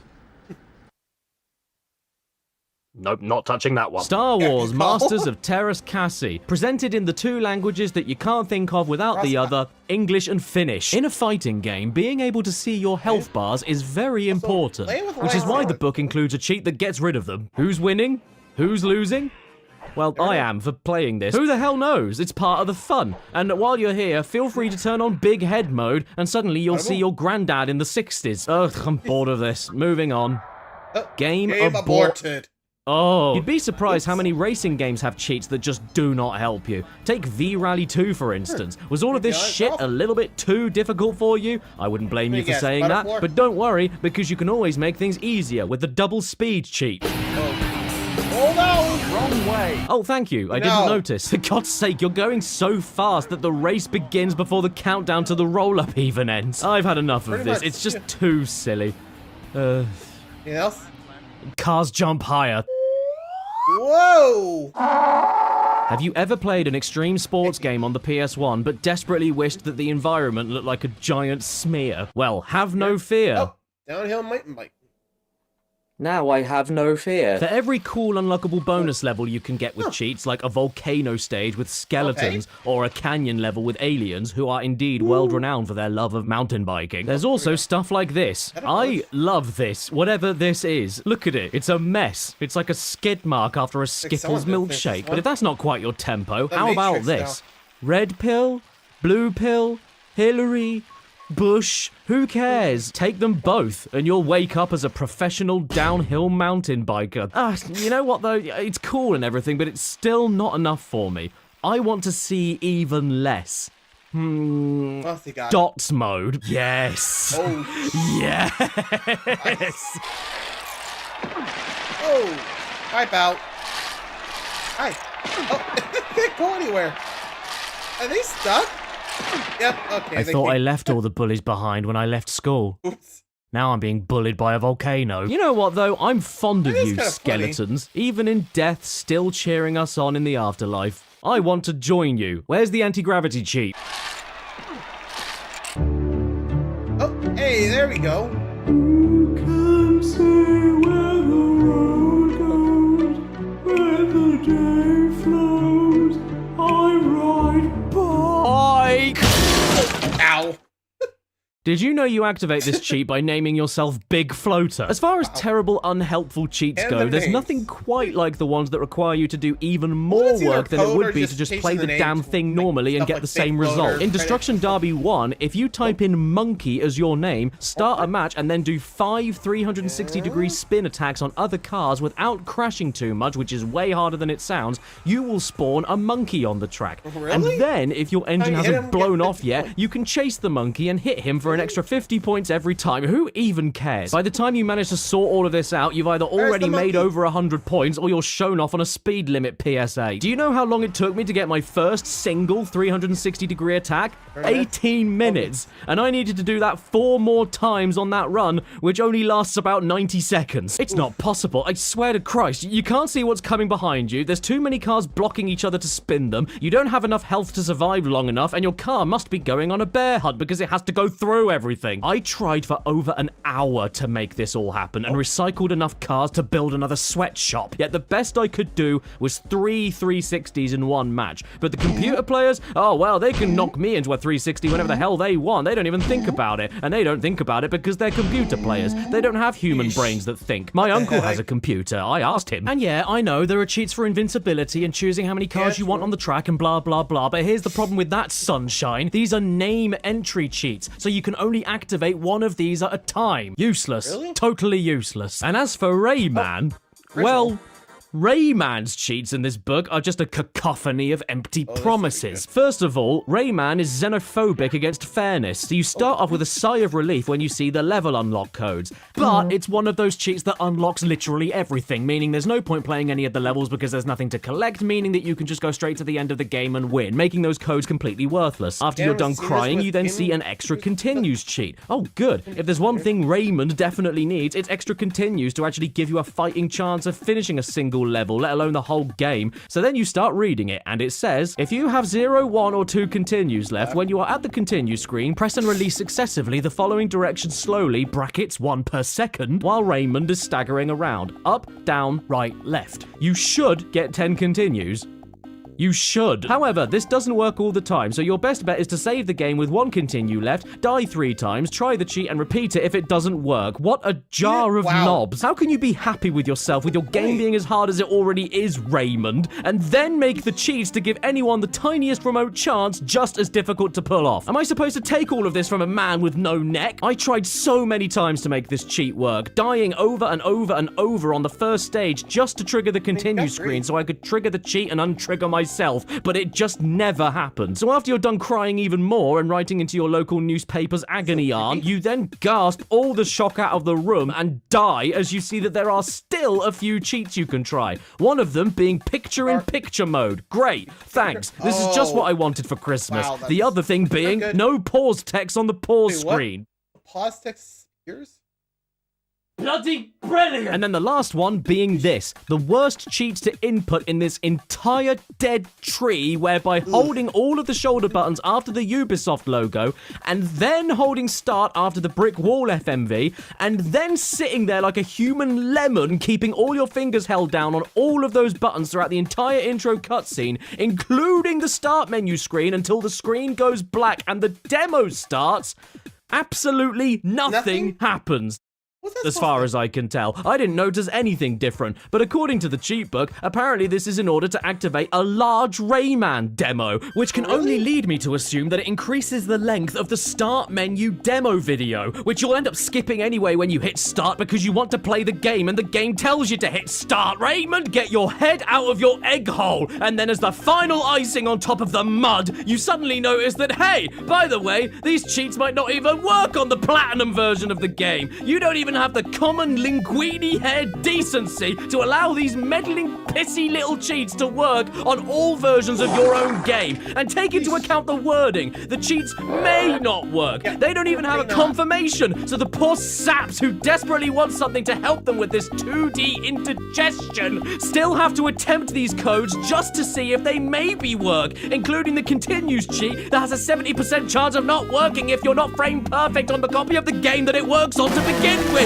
Raymond, I am filing for divorce next week on the grounds of no consummation of the marriage and no legs. I'm playing Tomb Raider 2 now. Yikes. Yeah. I could have... Pretty sure that was just him being like, oh, this sucks. Yeah, Rayman just not the best time to go out, you know?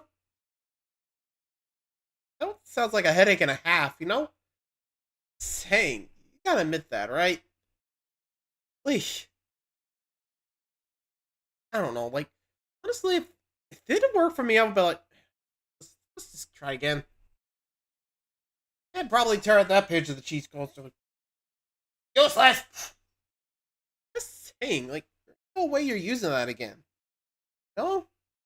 Anyway, And there's a certain cheat in it that really caught my attention because it's inputted unlike any other code in the entire book. You don't just hit a sequence of buttons, you actually have to make the character move in a very specific way and take your time with it. You hold R2 and then sidestep left, sidestep right, sidestep left, walk back 1 step, walk forward 1 step, release R2, hold left or right to spin around at least 3 times, and then perform a normal backwards jump to...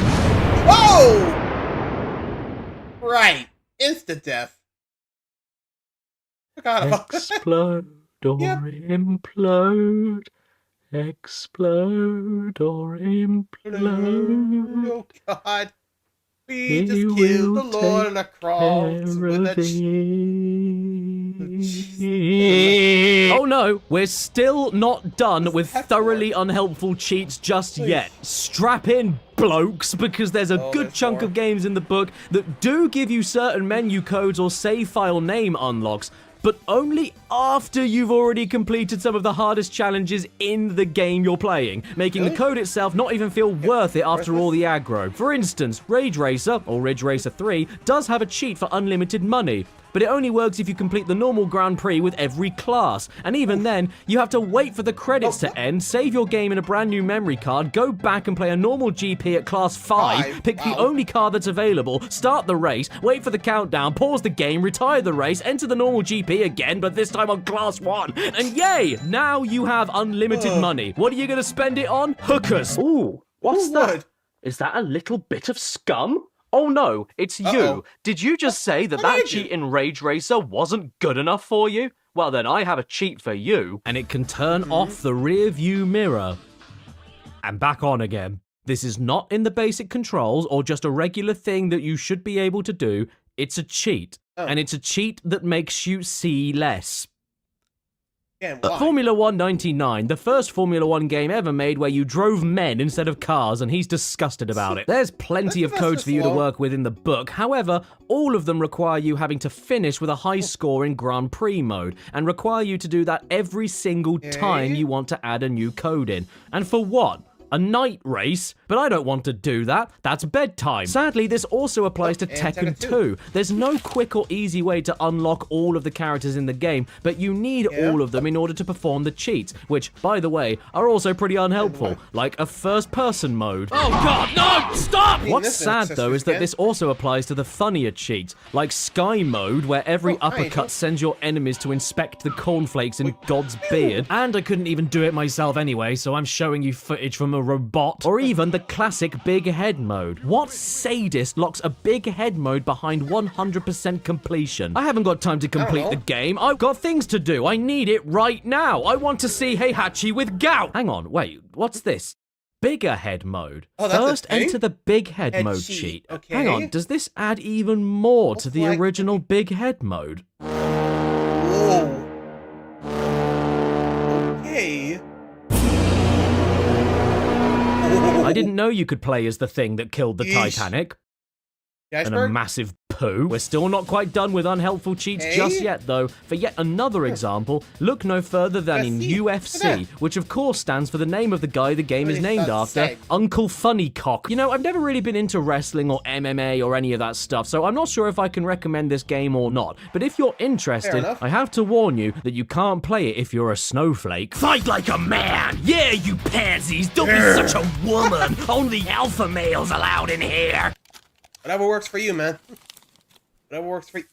Ew. Now, I will admit there are many cheats to unlock extra characters, just like Card Girl over here. Well, that's just lovely. And there's even a code in the book named after what my doctor said to me last time I had my pants down, Big John. But the cream of the crop of terrible, backwards, unnecessarily cryptic, utterly awful cheats to apparently reward you after you already struggled to beat the game completely goes to UFC. So first of all, yeah, you have to finish the champion mode or then the tournament mode. That's already bad enough. But then once you start seeing a text box appear on the screen, you then need to make sure another controller is plugged in, then press R2, L1 and L2 at the same time on that Player 2 controller, and guess what happens? You get to see a slideshow of the loading screens. You unlock The loading Why? screens. Why is this hidden behind a Mensa puzzle? Why isn't this just something to unlock and view in the menu? Better yet, why is this even a feature? I don't fight like a man.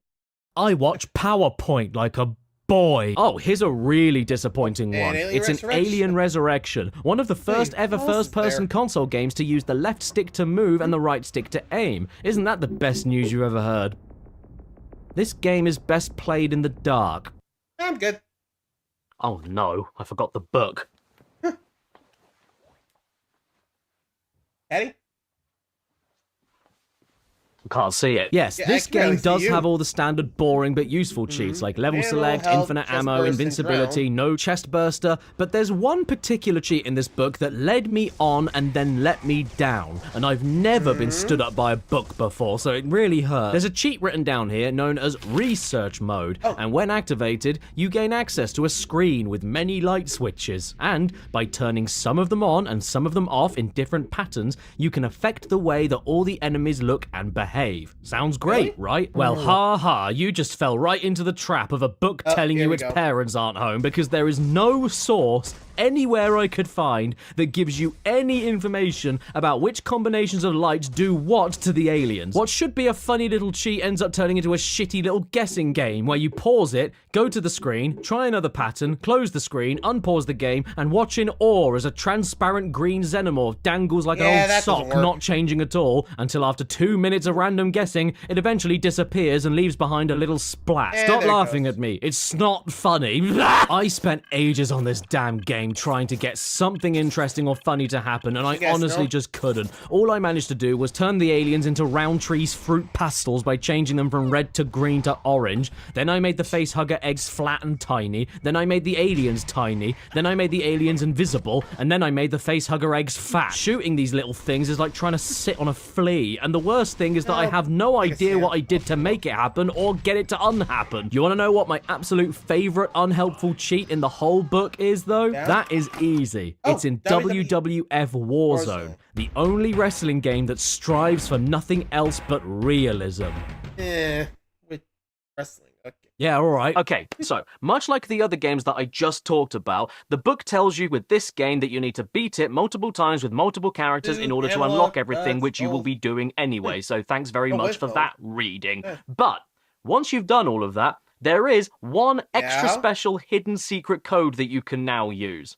You go to the elevator, press L1 and R1, and you get to see the cheats that you have. Really? There is a cheat code in this game to see the cheats that you have. Unlocked. There's no codes to unlock those cheats. The only code in this book allows you to view the cheats that you got yourself by playing the game normally. I am going to eat my own head. Actually, no, I changed my mind. These are my favorite useless cheats. There are two games mentioned here. NASCAR 2001 and Buster Groove 2. That were never even released in the country that this book was sold in. I'm not making that up. Buster Groove 2 is Japanese, yes, but the English versions of these games are American-only releases. Can you possibly get any more unhelpful than that? Actually, you know what? Maybe you can, because there are some cheats here for NHL 2001 and 2000. What, so do the cheats work for both of the games? Or could it be that they only work for one of these games and they forgot to double-check before printing the book? I have no idea, so I guess there's only one thing this could mean, and that is that you have to play both games at the same time. Good luck. Good.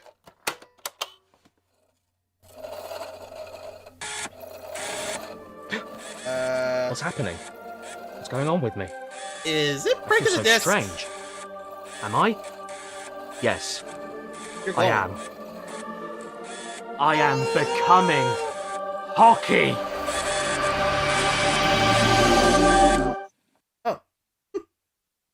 Hi, Caddy. How are you today? Oh, hi, low-gravity Caddy. I'm alright, thanks. How are you doing? I'm feeling pretty good, thanks. I lost some weight recently. Oh, yeah? How much? All of it. Wow, you must nearly be a size 0. Well done. What an inspiring and healthy story. Thanks, Caddy. Anyway, I couldn't help but notice that you were looking at a PS1 cheat book, and I wanted to give you my 2 cents, because I remember the days when you could unlock lots of things without needing to spend any money, which is a lot different to how the industry works today, even when the unlocks aren't that amazing. Do you remember in Metal Gear Solid 5 when you had to pay Hi, Low Gravity.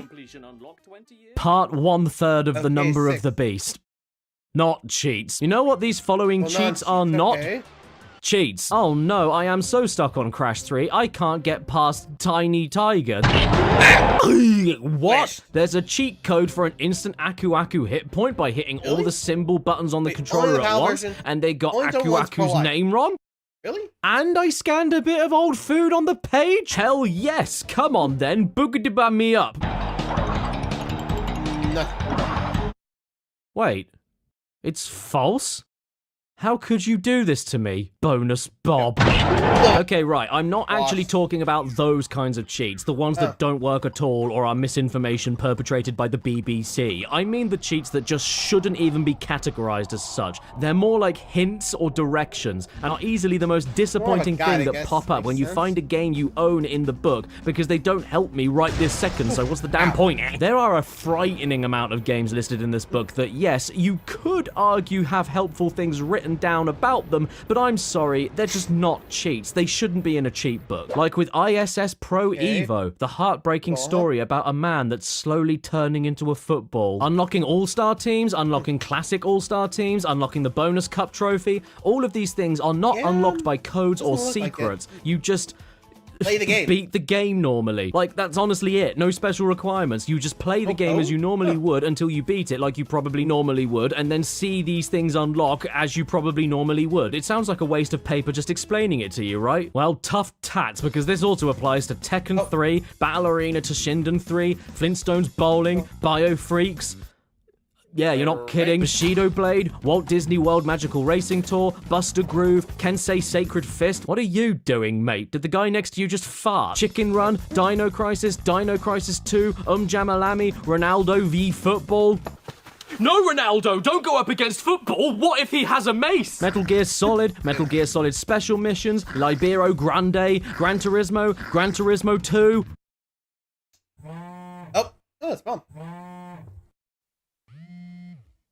The Mummy. Quake 2, Ace Combat 3, The Grinch, WWF Attitude, WWF SmackDown, WWF SmackDown 2. All of these games and more just tell you what happens when you play the game normally, which you'll find out yourself by playing the game normally. It's great that I can play Star Wars Jedi Power Battles and have the book tell me how to unlock my favorite character, Plo Hate Crime, but telling me I just need to beat the game normally as certain characters is what I was gonna do anyway. Or not, because Star Wars Jedi Power Battles is a massive crease. Okay, yeah, that's a fair point. Like, I show, like, if you just play the game normally, I add it to a cheat. Like, you think they'll not know, but, I mean, if you ask me, the fact that you can figure it out on your own, I think that's a lot better than just figuring it out in the cheat book, you know? Just saying, be surprised. Anywho, moving along. The same applies to you too, X-Men Mutant Academy. It's not as helpful as you think it is to say, unlock character by beating game. And even your free year 2000 mobile phone won't win me over. And you know what? I don't even count the games featured in the book that tell you how to unlock stuff or find items by doing extremely specific extra things you wouldn't think to do normally. Just like the not cheats for Chocobo Racing from the makers of Final Fantasy VIII, but none of the other ones.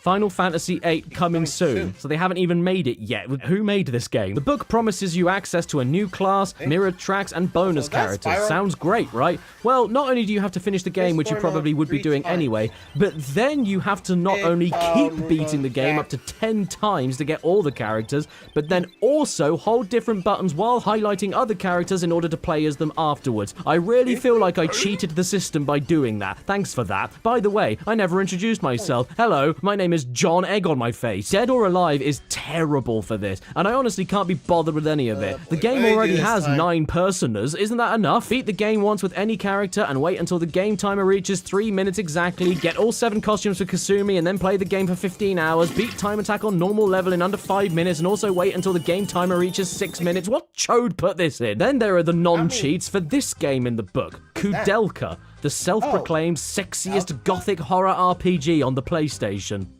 What? I'm hard. Look at these so-called cheats to get some secret items. It's actually very straightforward. All you have to do is make sure you have 10, 21, 32, or 43 items in your inventory when the game clock numbers reach a repeated hour, minute, and second, which due to the minutes and seconds not being able to display higher than 59, means you have to get the first inventory amount correct for the first 5 hours, but then skip over to 4 hours ahead to 10 hours. And I'm saying that's 4 hours ahead because it's not 5 hours you're skipping from, it's actually closer to 6, and you can't have 6 hours on the clock. But it doesn't matter because then you can go back from 10 hours to 11 hours. And then not 12, but instead 11 hours after that at 22. Again? What is this, syphilis? Do you want to unlock a master character with maximum stats in grind session? Well, that's easy. Just finish the game 100%. Oh, is that it? Why would I want a maximum stat character when I've already beaten all of it? Wait, what's this?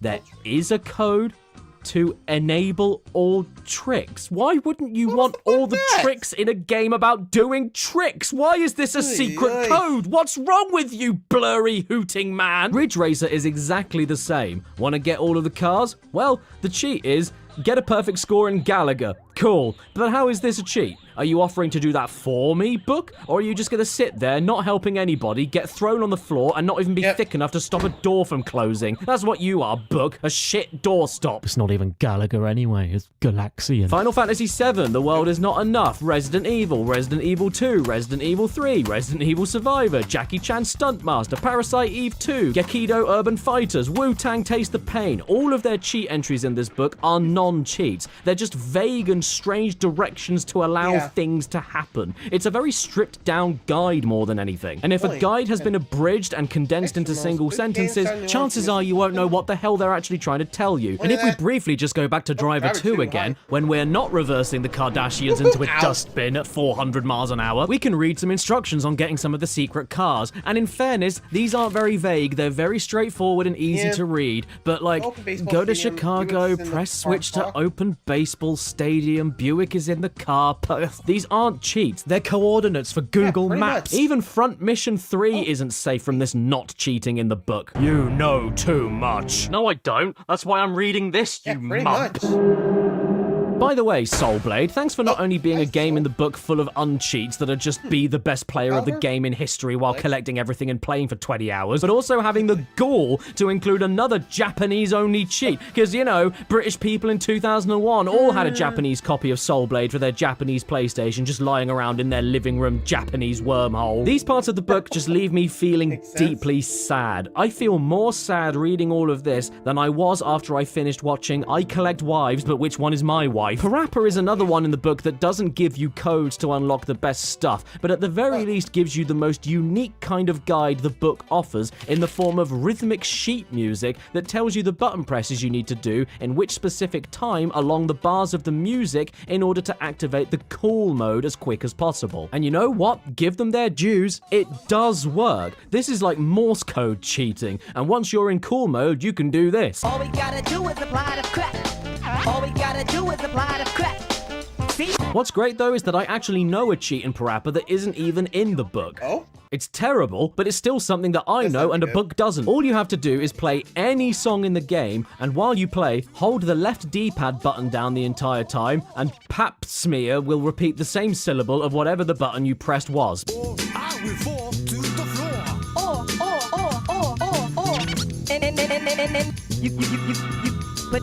In the rain or in the snow. Got the funky flow. I have never sold everything. All you ever need is to be nice and friendly. Nice and friendly. You know, Biggie has been real quiet since this dropped. Partly because he's dead. You know, funnily enough, we never really got a proper rapper like re-release, you know? I mean, people talk about him, but we never really got him to see him come back. Just saying, kind of notice. Was there ever a re-release?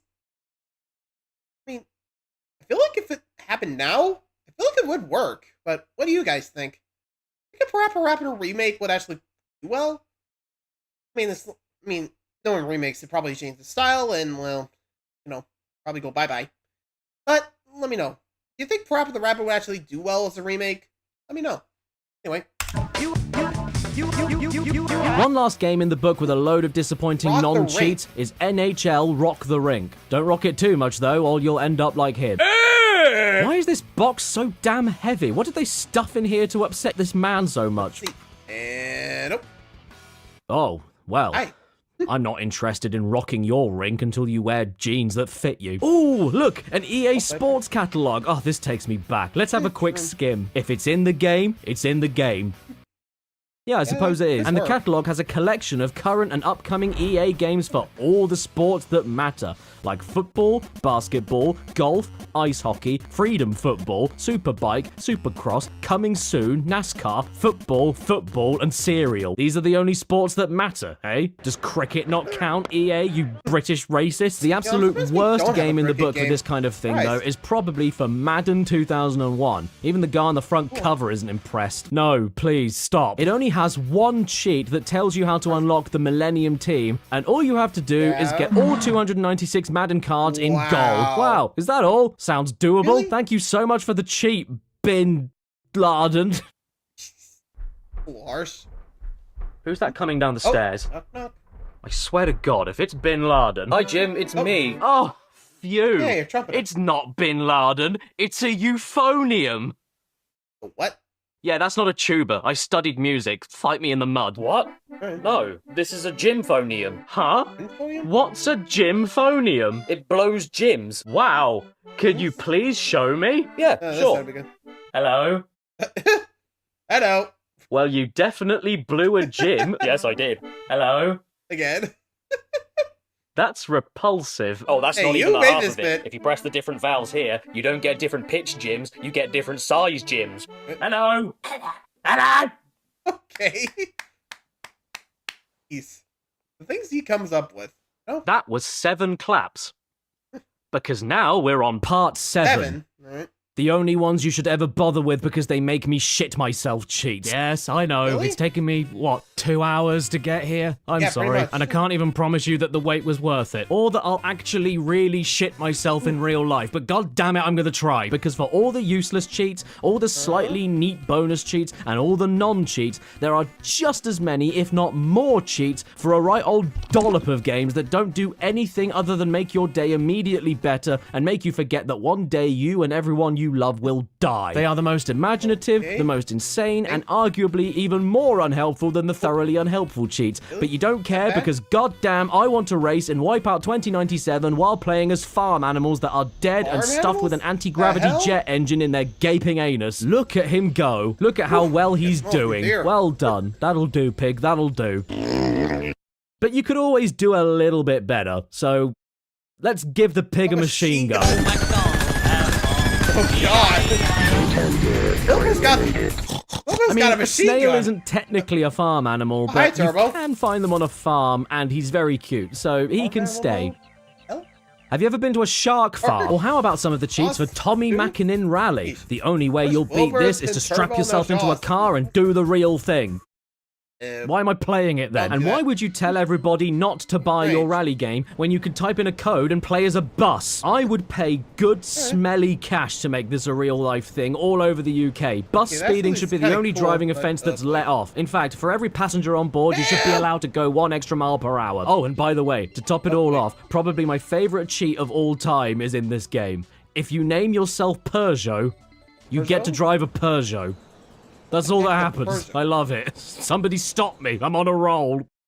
There you go. Dead pig. Anyway, we've got a load of unstable cheats to get through from the book, and I figured we'd start tame with a load of sports games, kicking everything off with Brian Lara Cricket. His full legal name. Where are you aiming? Okay. This makes me want to die. Let's play cricket on the beach instead. Now, this is much better.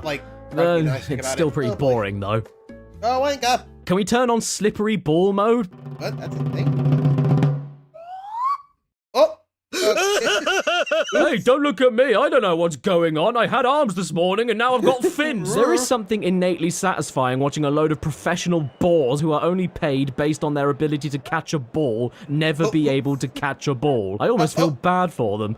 Maybe we should make it easier on them and increase the ball size of the ball by 20 times with the code BIG BALLS, of course. Taylor's going to take the first ball. 50? Uh-oh. Holy Christ. That's a bowling ball. Sorry I missed your wedding last weekend. I was busy bowling with my uncle's prize tomato at the fair. Well, even though that was a game about cricket, this was actually kind of fun. But I suppose I wouldn't expect anything less from the game of the century. So, every single game that ever existed in the 1900s was leading to this. The apex of what we know as games to play in the 20th century was reached and peaked by Brian Lara Cricket on the PlayStation.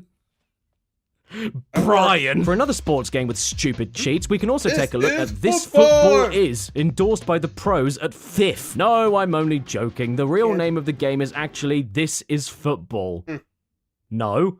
This is man. According to the book, we can sadly only activate one cheat at a time, which is a huge shame because I really wanted to see tiny players with big heads. But the big heads alone are still decent enough, and these heads are mountainous. This lad can't even keep his head up, it's so heavy. Great stop by the goalkeeper. Well, that's not fair. Of course he blocked it. His face is wider than the goal. And that's not all you can do in this game. There's also tracksuit mode, which is what happens every time the office heads out for lunch. And then there's leather jacket and jeans mode, honoring the decades-old tradition of all the football players after the match going to a theatre to perform the stage musical of Grease. Oh, also, you know how we had those sweaty old festy cheats about women all that time ago? Well, it took us long enough, but finally the men get a skimpy cheat for themselves as well. Look at them in all their glory. Hang on. McDonald's sponsored this game. I think I found where they get their chicken nugget meat. I mean, if you ask me, it's about damn time that the boys got to strip off on a PS1 game. After all, it isn't just straight guys that play football games, or lesbians. I've got to be honest though, personally, I'm not into this at all. They all look like trays of scones. Oh my god, what is that? What is that? Does he have a sack on his chin? I desperately wish I could activate big head mode at the same time as some of these. Actually, no, change my mind. Big heads are overrated. You know what's in right now? Small heads. This is fantastic. Look at them. Did you use too much Gillette this morning and shaved your whole head off? Don't worry, boys. It's nothing to be ashamed of. In the Roman times, it was actually more desirable to have a small head. Look at these charcuterie boards go. Who knew that ping pong balls were so good at football? And who knew this is also more accurate to what England actually looks like? Oh, watch out. It's time for a goal kick. Jesus. It's like my big toe got dressed up for the World Cup. Hang on a minute. Okay. Yes. No, that's too long. Oh. Heads. Football. Football. Heads. What? Head football. Hello, this is Clyde Tilsley, speaking to you live from London. You join us for this friendly match. Oh. Hi. Ow. Oh, jeez, my head. Look, everybody, it's David Neckham. By the way, I have enough evidence to accuse this head of still being alive and illegally interfering with the match. While recording footage, the only goal that was scored during every game I played was while we were using this head as the ball, and it wasn't even for my team, which obviously means he cheated with his French bias. The French. Okay. Big baby mode. What the? Okay, I'm starting to see why you would shit your pants. Jesus, big baby mode. I'm a baby. What do I do with it? Whoa, wait a second. I didn't change my team before putting this cheat code in. Where did this guy go? What's happening? Did this cheat just whitewash the England team? Where are the other races? Black babies exist. They made a game about one on Steam. See? Whoa. Did I just say steam? As in hot water? And if I take the letters out of those words and mix them around, I get some of the letters to the words Tony Hawk's Pro Skater 2. Well, I'll be blowed. This game has a cheat where if you do some button pressing on the pause menu, you get dick. Dig officer? Officer, that is. Yes, we're kicking off Pro Skater 2 with a super cheat, which can be a bit boring, as I said earlier, yes. But in this game's case, it doesn't just give you the whole game playing itself kind of cheat all at once. It gives you far more deranged shit. So thank you for that, Bob Burnquist. But your name isn't Bob anymore, it's Rim. So how about we use the super cheat to play as the actual Spider-Man with all of his web-slinging special tricks and make everything in the game move 25% faster. Or because I'm playing the European PAL version of this game, normal speed. Yes, this is very nice. Yes, thank you for the offer, but I'm afraid I don't drink. I was more curious what our favorite officer would look like in fat mode. God. What? Oh, and I turned on blood mode because he deserves it. Something that you maybe didn't realize in Pro Skater 2 is that there's actually a C skin for Tony Hawk, where you get to play as him how he looked in the 80s. But the sad thing is that they weren't historically accurate, because back in the 80s, Tony Hawk was Shaggy from Scooby-Doo. And they also missed out his tragic backstory, where legend has it that because of just how stick-thin Tony was back in the day, with the slightest breeze, he was able to fly. And in the dead of the night, Tony would hover above the streets of New York City looking for a pretzel. They actually didn't bring the Spider-Man some nights he would go without food remake, for so long that out of desperation he would even resort to chasing down subway trains and harassing the passengers for the nits in their hair. Yeah, I know. Very sad. It's a true story.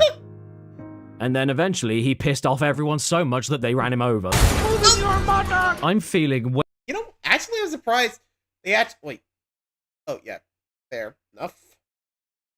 Oh yeah, remember that in the spider, or at least the skateboarding video? Look out, here comes the Spider-Man. So, I think it was 3 and 4 that had the Star Wars characters. I'll have to look back, but I don't remember. Speaking of Tony Hawk, there actually is a remake of 3 and 4 coming out. You guys think we'll get Underground? I would be surprised if they actually did do that, you know? You know, the one with the story mode? What do you guys think? Any other Tony Hawk games you think should get remade? Let me know. I mean, other than the ones that are currently getting remade, you know, 1, 2, 3, and 4. Let me know. I'm actually curious. Anyway. Way too sorry for this runt. We need to get some food in him right now. Wait, hang on. If you keep inputting the fat mode cheat, you make your skater even fatter. How did I not see this before? Why didn't you tell me about this earlier, Karen Hawk?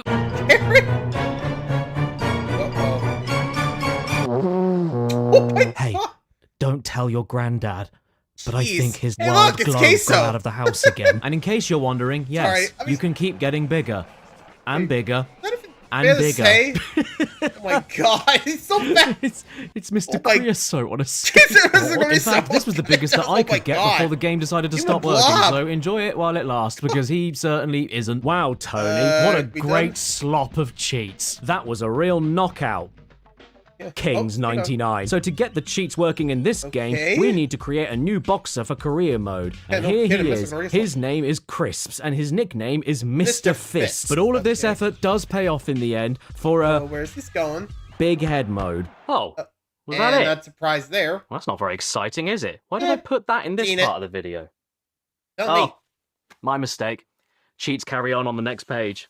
Oh, there's more? What's it say? Do you want to fight as a bear? If you go down the woods today, you're sure of a big... Well done, bear. You threw 78 punches and landed 16 of them. You know what? Now I'm on the topic of Knockout Kings. Let's jump right into this one. Knockout Kings 2000 and...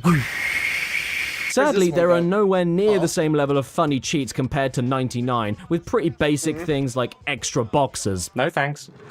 I have plenty. But there are some winners in here. Like, you can always box as a Cyclops, a gorilla with gorilla written on his shorts in case you didn't notice he was a gorilla, Joaquin Phoenix, a bulldog with legs. Boxing bulldog. You ever notice that furries never dress up as ugly animals? And my personal favorite, Baby, whose name is Baby. Oh my god. And he's an assassin. Boxing?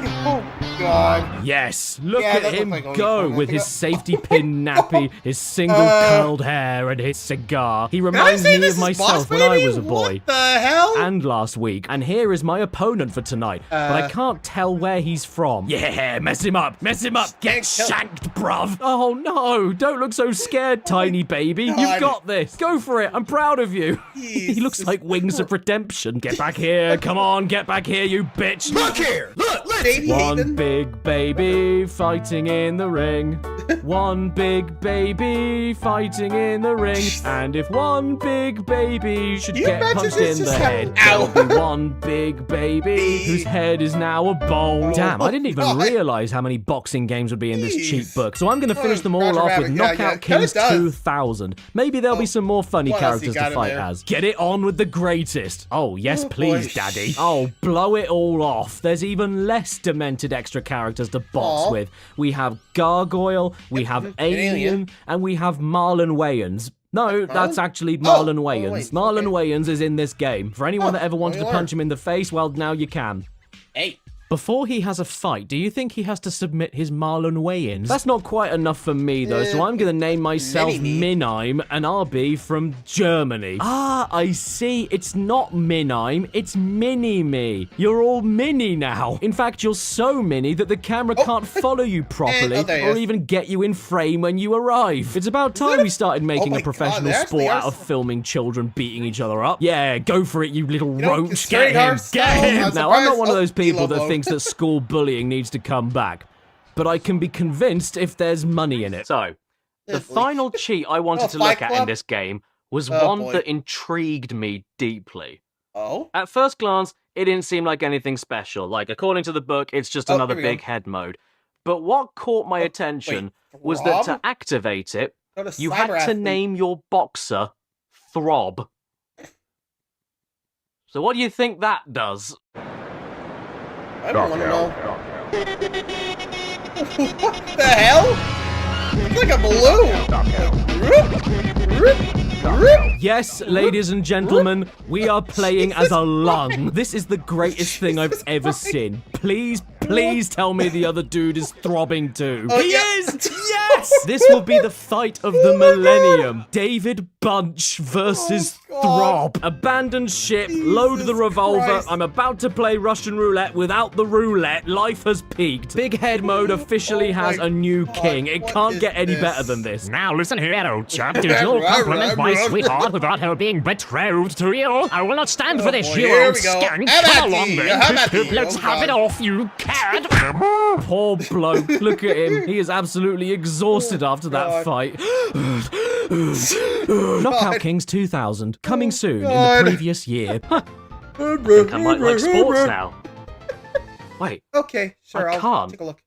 I'm a boy. So she's I better play some action games pronto before anybody finds out. Have any of you out there heard of Teen Buddies? This forgotten little gem has a couple of silly things you can do to the little bell ends. By the way, these... Also, I gotta admit that the whole, thing, you gotta admit, the Knockout King one was just hilarious, right? Just the... And also, the boxing baby. What? I swear, yeah, that was... Okay.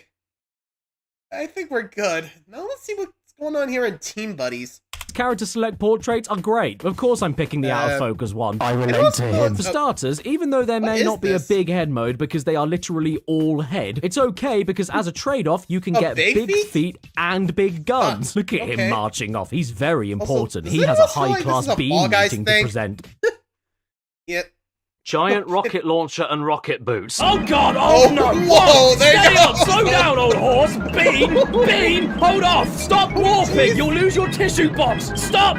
Bean, stop! Next up, we have some cheats for this game.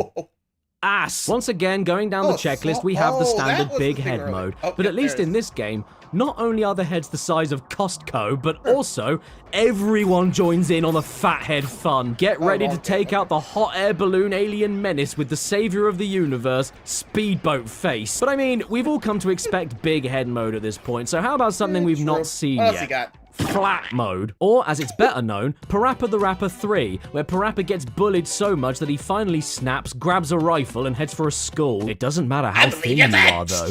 You can never fit through the wide open air. This is all very lovely and everything, but you know what I really want to do, though? I want to activate all of these cheats at once. Wait, what? And super speed mode. Somebody help me! A small breeze caught the back of my head and I can't stop! Blast Radius is yet another game that has a big head mode, but in the book it's named Planet Heads mode. I guess that must mean that they'll be the biggest heads that we'll be seeing in this video. Let's have a look. Oh, okay, we're in ships. So maybe they're talking about the cutscenes? Okay, no? I don't know. Maybe it was renamed as Planet Heads for this game because we're in space and they were trying to do a funny when they wrote the book. I'm just gonna look around and see if we can find some people on a spacecraft and maybe their heads will be the size of a planet. Whoa!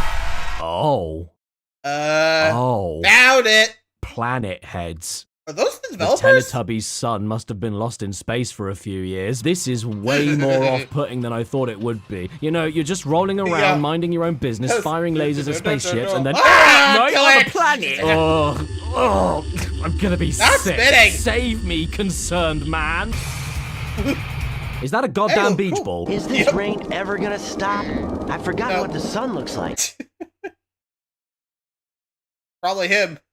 You got a problem with that pussy? Actually, don't go anywhere. While we're here, we're going to try out some of the crack in Spyro 2. There might not be as many deranged cheats to work with, but there is a surprising amount of customizing you can do to the flying handbag. Straight away, big head mode, of course. And even though I infinitely prefer Knockout King's Throb, this is another favorite big head code of mine, purely because the devs didn't just increase Spyro's head size and then glued it on his neck.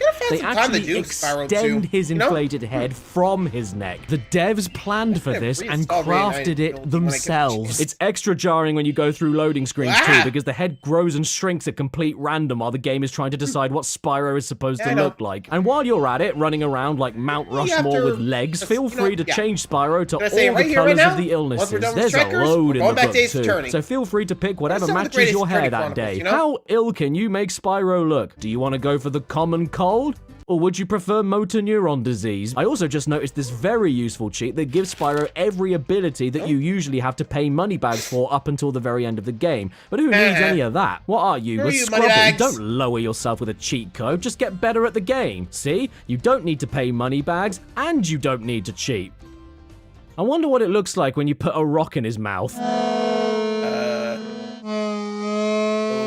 Yeah, Spyro, give yourself a good wash. There'll be enough spit there to run yourself a bath. Hi, everybody. I'm not you.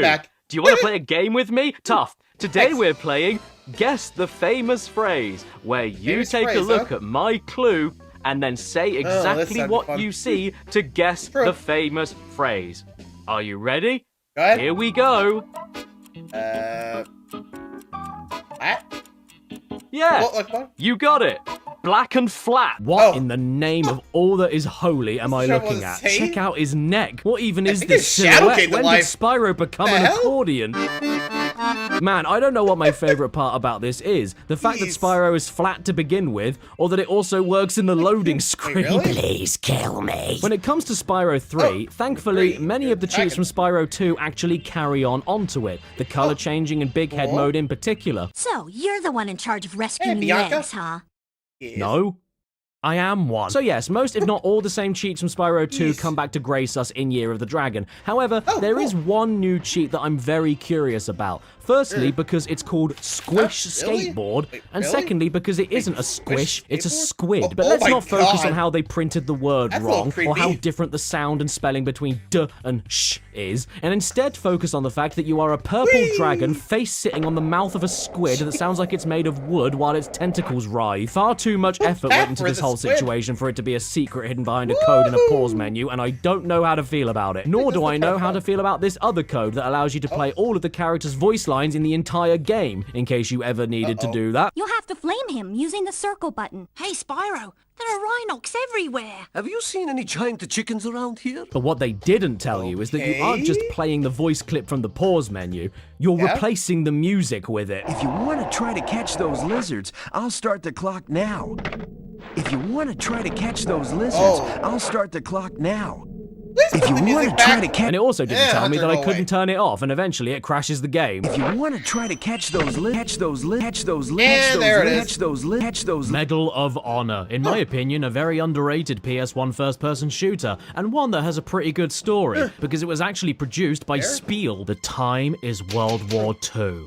The place is Germany. You are a lone soldier sent deep into the heart of the village of fitting doors to uncover the deadly secret plans of the evil Minin. And in order to do that, we've got to shoot the nasties. This is really fun and all, but I do wish my 1940 single-shot bolt-action rifle fired at 4 times the speed.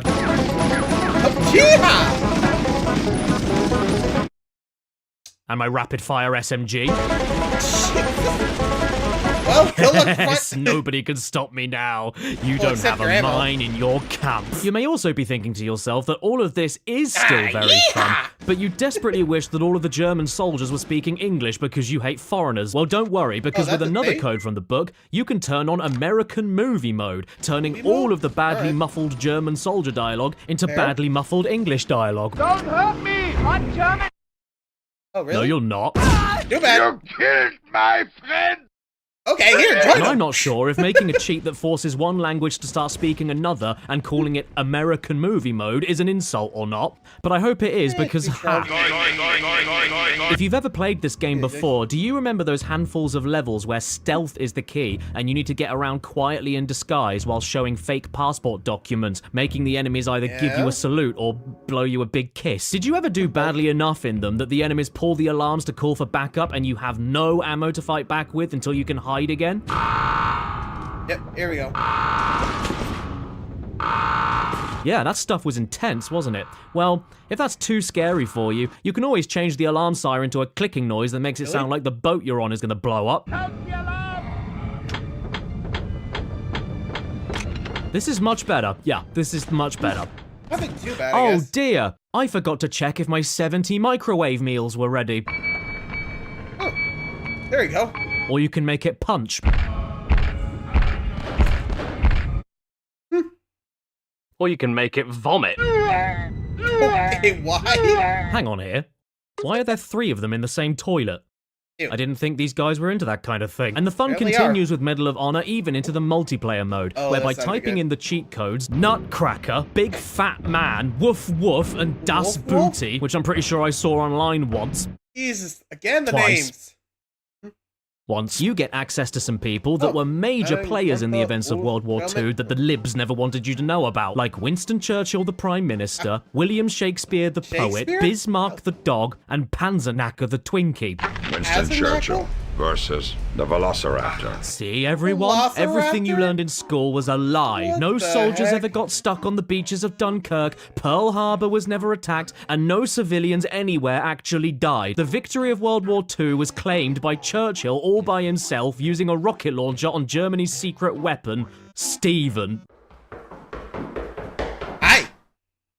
At any rate, that is what we're going to try to do. Winston Churchill has defeated the Velociraptor. You're damn right he did. Well done, Winston. What have you got to say about that? That is the result of his magnificent government. Yeah, that's all led right. into an ignominious... Oh, for the last 2 wacky cheat codes in this game, you can even see some pictures of the lead game designer and technical designer as children. Surprise, Really? AJ.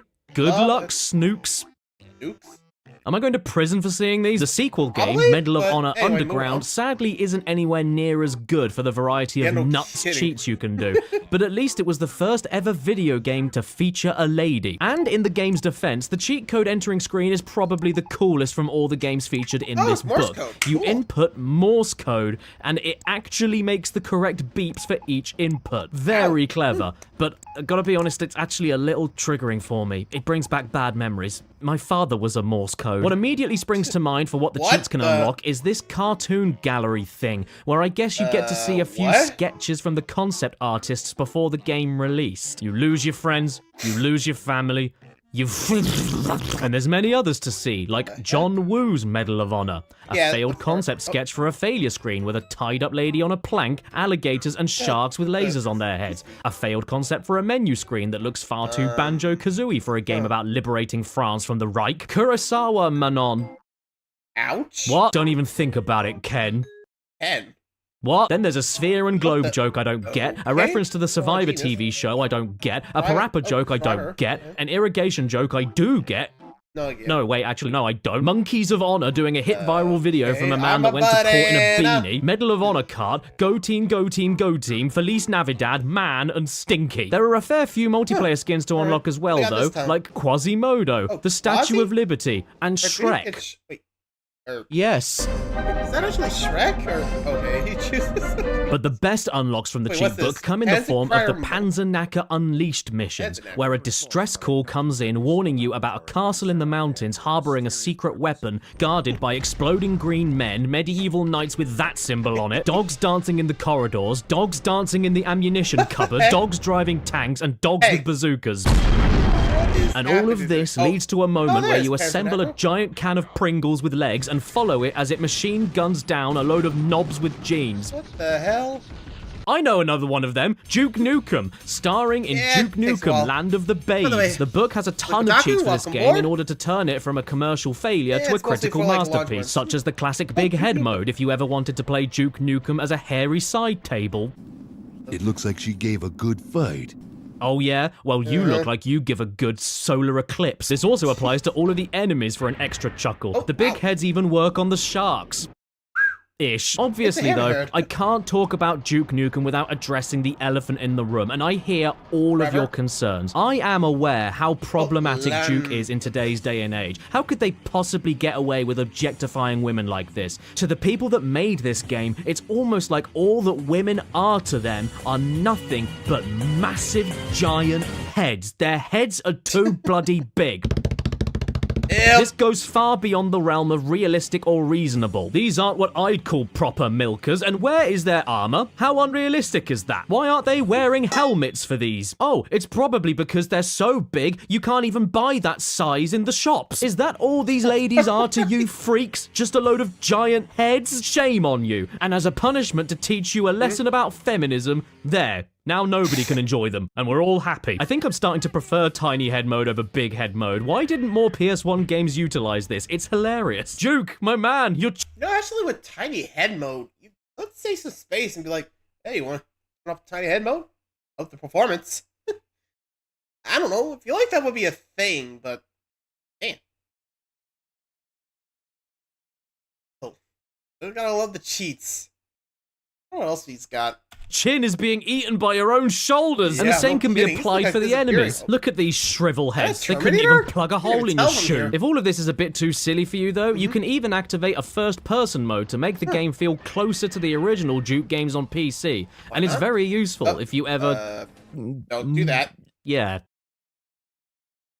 However, for as great as all of these cheats are for Nuke... Hello! There he is. I'm off to Japan. Bye! Okay then, don't make a mess. Anyway, for as great as these cheats are for Nuke, there is one that tops all of the others by a considerable margin. And it is known as Wacky Cinematics Mode. This I gotta What does that do? Well, even though the book doesn't describe it, and due to an element of luck, you might not notice anything for ages or even think it's working, this cheat randomly swaps out the enemy and NPC character models during the cutscenes every time you see them. However, this only works with the character models that exist within the level that the cutscene is taking place, so a lot of the time it's not even particularly funny.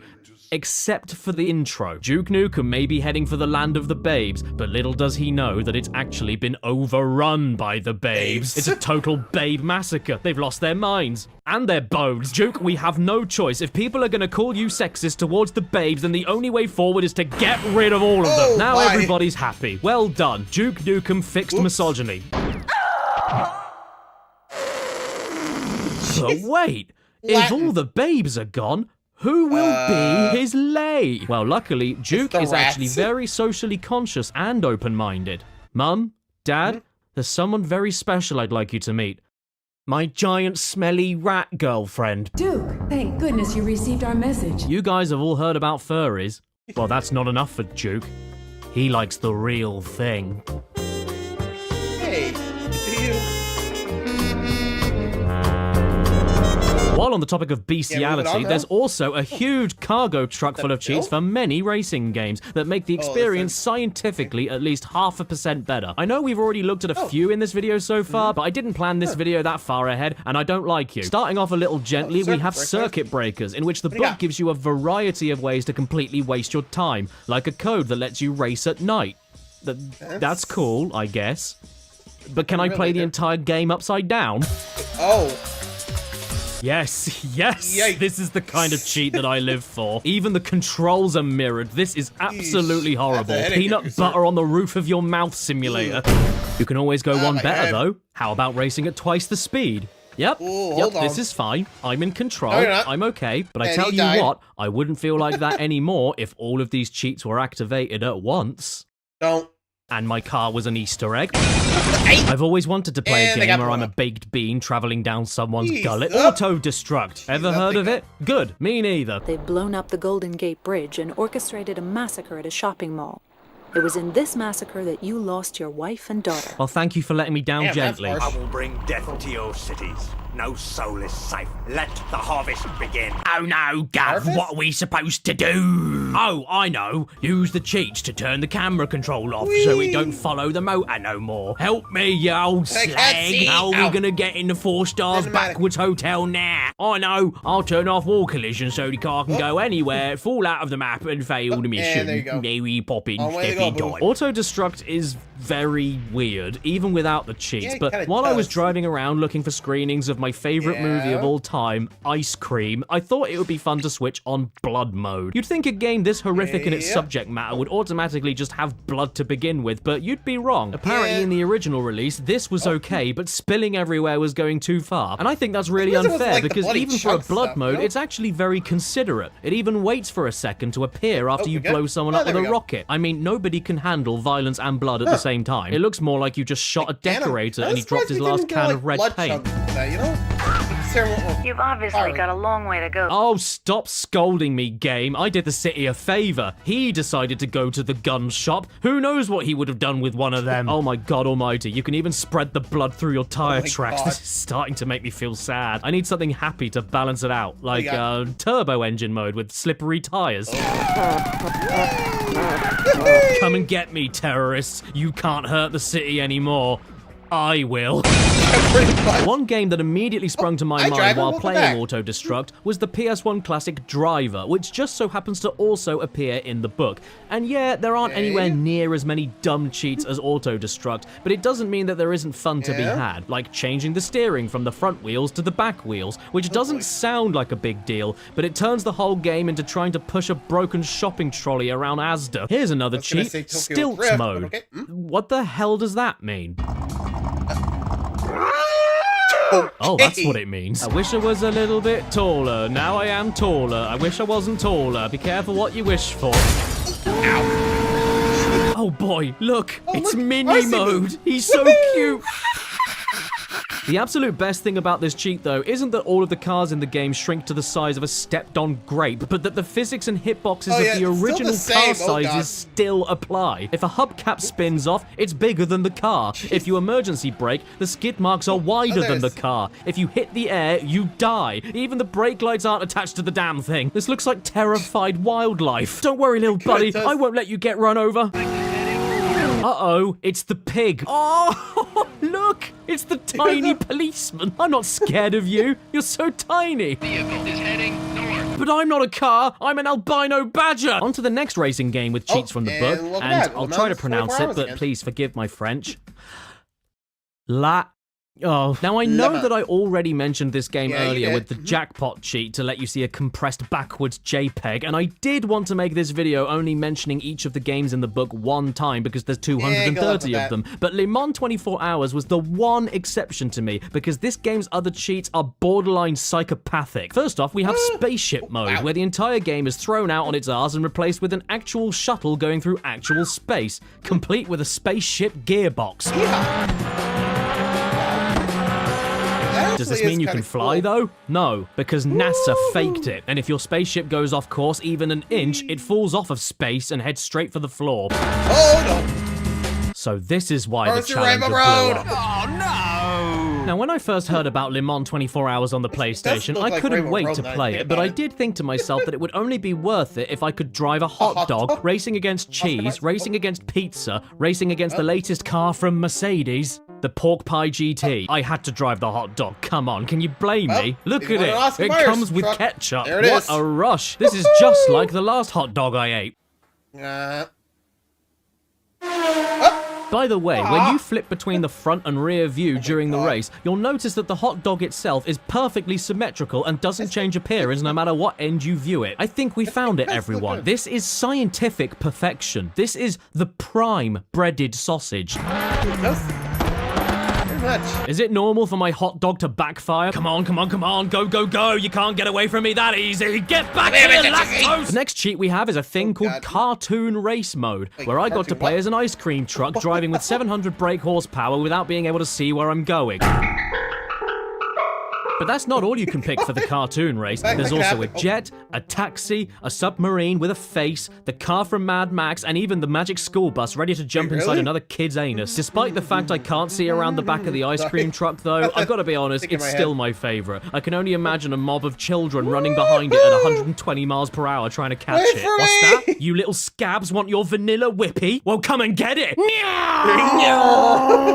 my god, they're catching him! Faster! Faster! Okay. Oh, I 411. Did you know that when I was a toddler, this loading screen used to give me nightmares? Oh? I don't know why. I think I just couldn't sleep thinking about all the CO2 emissions. Formula 1, the next game in the book I wanted to look at during this part of the video for the cheats you can use in it. Now in Formula 1, I won't lie, there aren't that many good cheats, and even when you find one that is remotely interesting, there aren't that many of them. You ever wanted to drive on lava? Great, here's lava mode. You ever wanted to drive in a buggy? Great, here's buggy mode. You ever wanted to drive a bike? Great. Here's bike mode. Well, it's not really a bike, is it? It's just two wheels glued together. Look at this! Look at this! Yes, I am. It looks like my dustbin escaped from the kitchen and joined the M25. I mean, the cheats are all right, I guess, but they don't even affect how the game plays, just how it looks. But then there's this one, garbled commentary. And once you activate this cheat, all you need to do is turn off the music and sound effects, sit back, and remember to buy a chair. Wait a minute!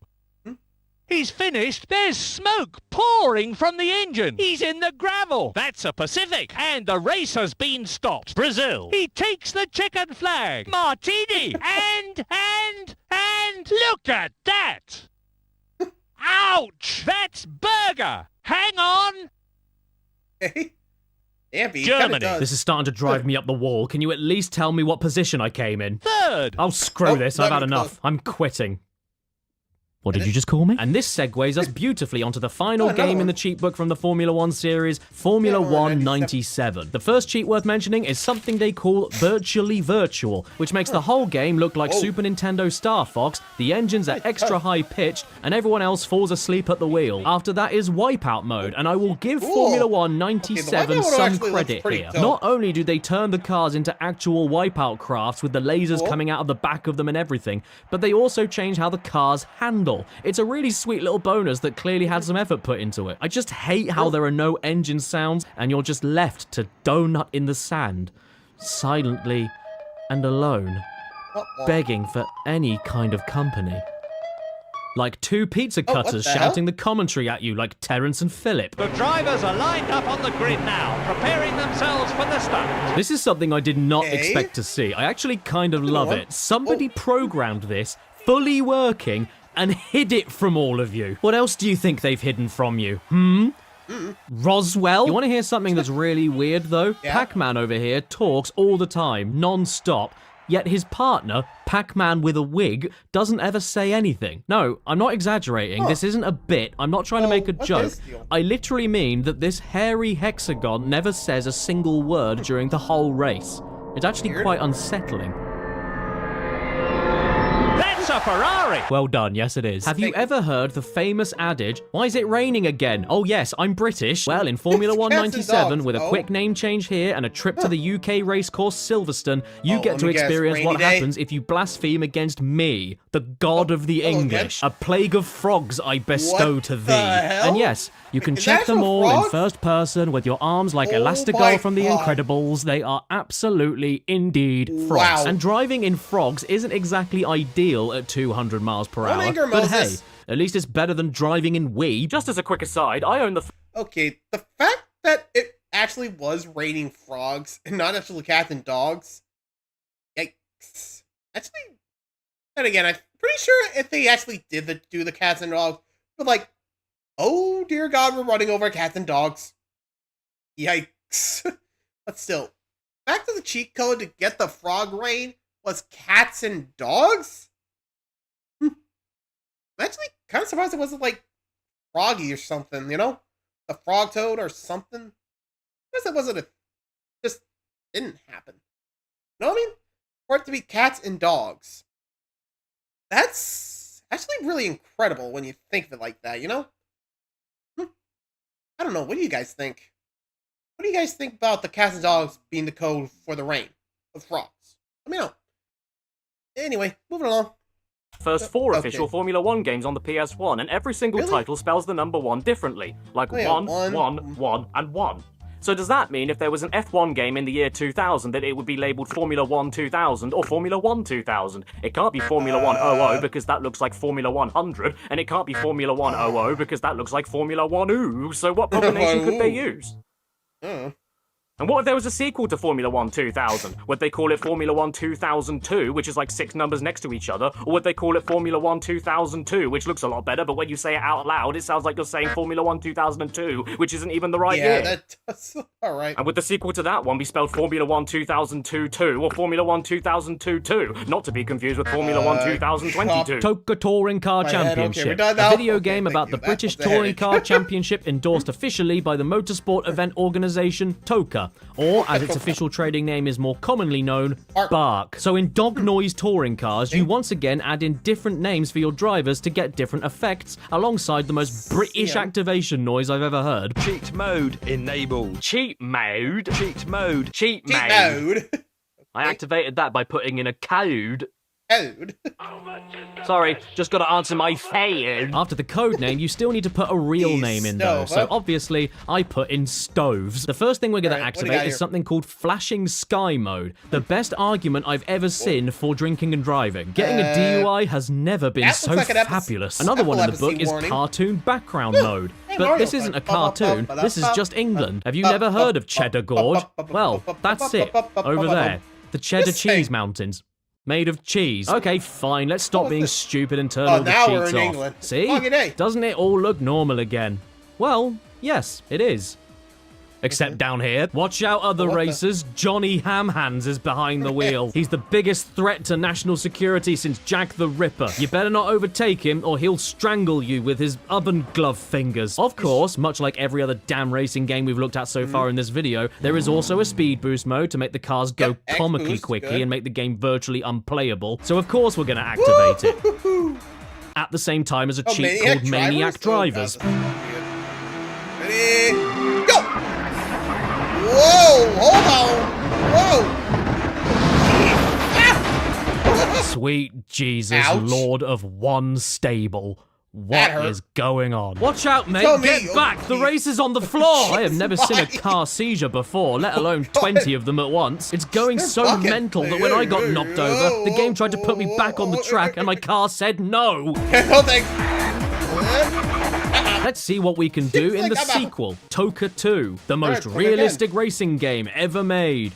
7% of it was shit though. Also apparently sponsored by Auto Trader, which is really odd. That would be like if Madden was sponsored by Craigslist. And I'm thrilled to announce that the cheats in Toka 2 are completely different from the game before it, with one of the best ones being...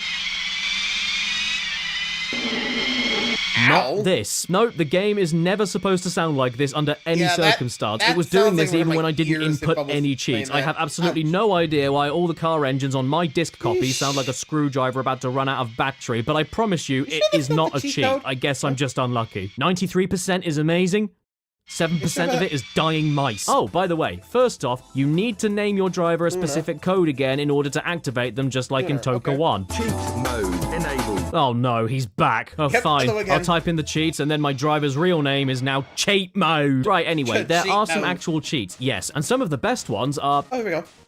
Why did you put the game title at the end of the page? And some of the best ones are as follows. First off, bouncy barriers. Have you ever wondered what would happen if you drove an Audi A4 headfirst into a directional sign at 130 miles per hour? Oh! Whoa! And then there's this one of my new favorites, over-the-top crashes. Can you guess what that does? Up you go, up you go. Bouncy. Oh, and before you say anything, yes, I did also notice stretch track vertically, and that sounded psychotic, so I turned that on as well. But sadly, all it did was raise the barriers by like 2 feet and made the background look like an old man's face. But yes, over the top, I guess, means everybody bounces gracefully and directly vertically into the air whenever they hit anything. How quaint. It's almost cute. This couldn't possibly go wrong. Oh! Whoa! Whoa! Hold on! Done. Oh, thank God. Ouch. My wipers are still there. Oh no, they made another Toka game. How many times can you make a game about the same company driving the same cars around the same roads? Look at Round 3. This time you don't have to change your driver's name to pop the cheats, so don't worry, none of us will ever need to hear cheats mode ever again. But come on, let's be honest with ourselves. How many times can you see a funny video game car crash before you want to do it yourself in real life? Enough of doing one cheat at a time, let's do them all at once. Chrome cars, motion blur, extra power, soft suspension, nitro button, double height hills, low gravity. And exploding curbs. Oh, Jesus Christ! Whoa!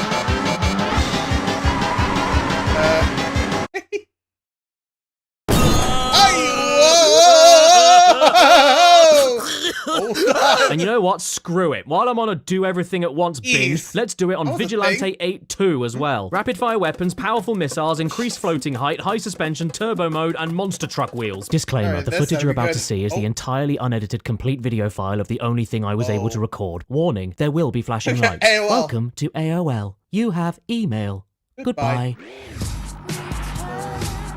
Not too bad. Oh. Okay, there they go. Hey. Hold on. Hey. Oh, there it goes. Up. Yeah. Hey.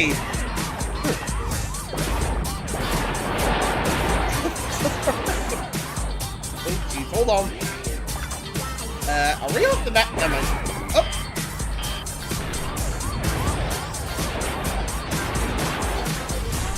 Having fun there, dude? Jeez. Remember, this is unedited, so...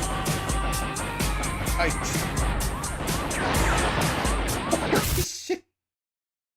Did it break? This was a grave mistake. Micro Machines V3 is in the book? Sick. This is one of my favorites. Can't wait to see what you can break in this one. Today, I'm gonna pick Dwayne because he looks like he'll wait for me by my bed if I don't. Did you know that if you use the word wintry for a name, there will be snow on your victory screen?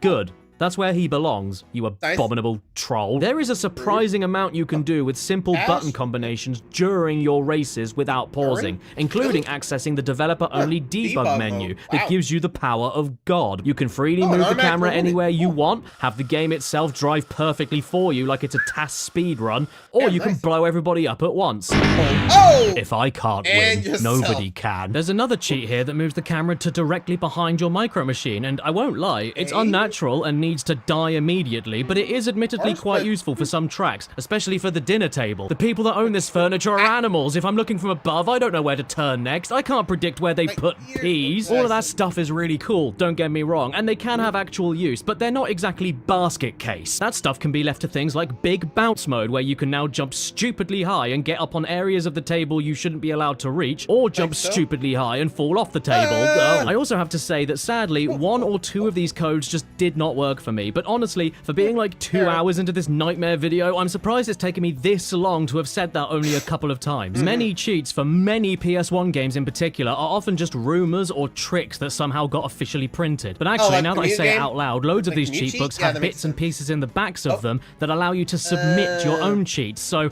I guess they just didn't vet half of the ones that people sent in. Oh my god, look, even in this PS2 cheat book that I've had since I was 10 years old, I even started trying to submit my own cheat that I discovered because I couldn't see it on any cheat books that I had at the time. So just in case you were ever playing The Incredibles on Xbox or PS2, use the code Kronos on the password screen and you'll get one-hit kills, but only with Mr. and Mrs. Incredible. If you just so happen to be struggling with the Mr. and Mrs. Incredible sequences in The Incredibles for PS2 and Xbox. Either way, it can be really difficult to tell sometimes if a cheat is a typo or just a lie, and you can waste way too much time trying to figure out which one of them it is. For instance, in Micro Machines, I couldn't get floating objects working no matter how many times I tried, and I'm really bitter because A, that sounds really funny, and B, I have no way to tell if it's because the cheat was a typo, my controller missed an input, I put the code in too fast or too slow, or the cheat itself is a hoax. But none of that matters anymore because now I'm a baguette.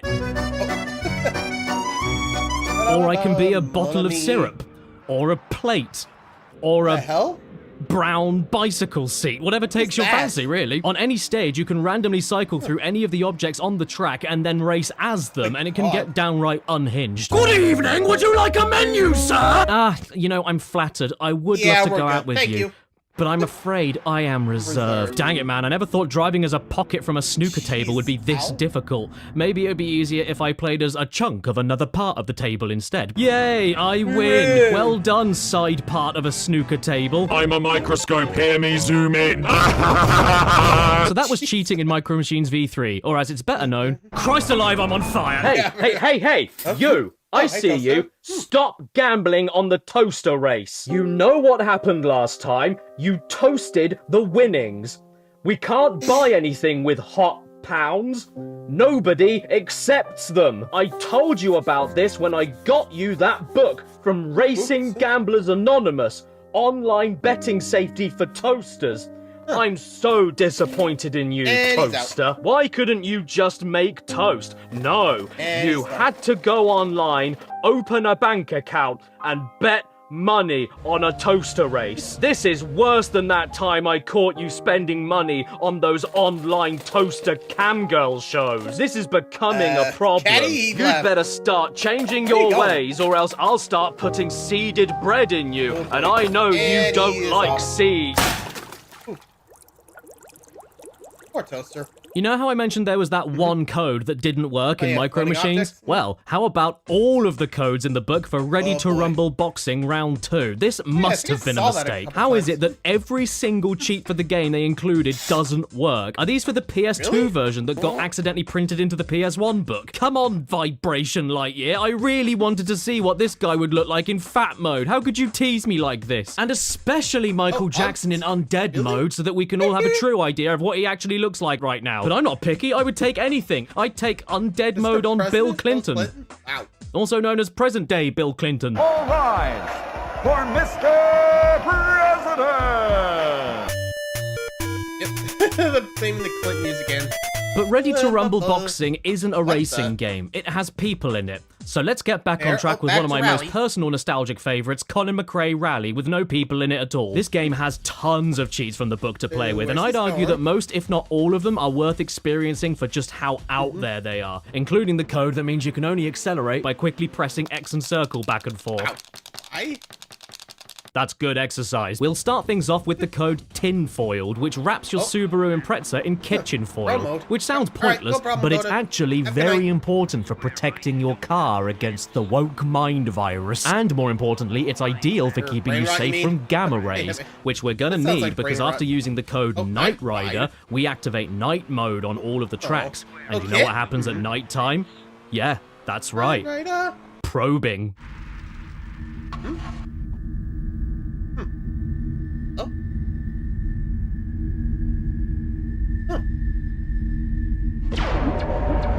Whoa. Wow. Don't shut the phone.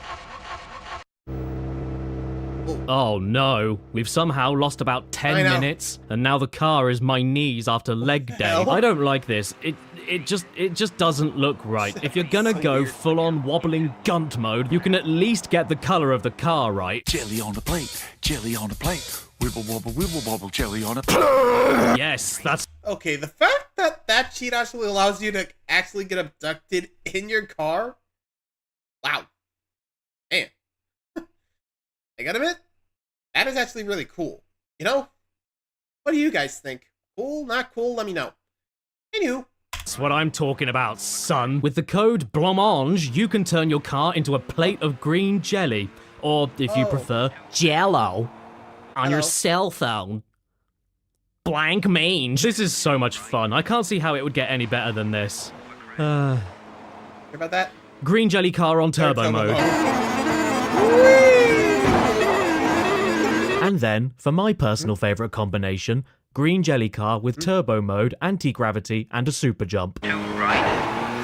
Over crash. Boing.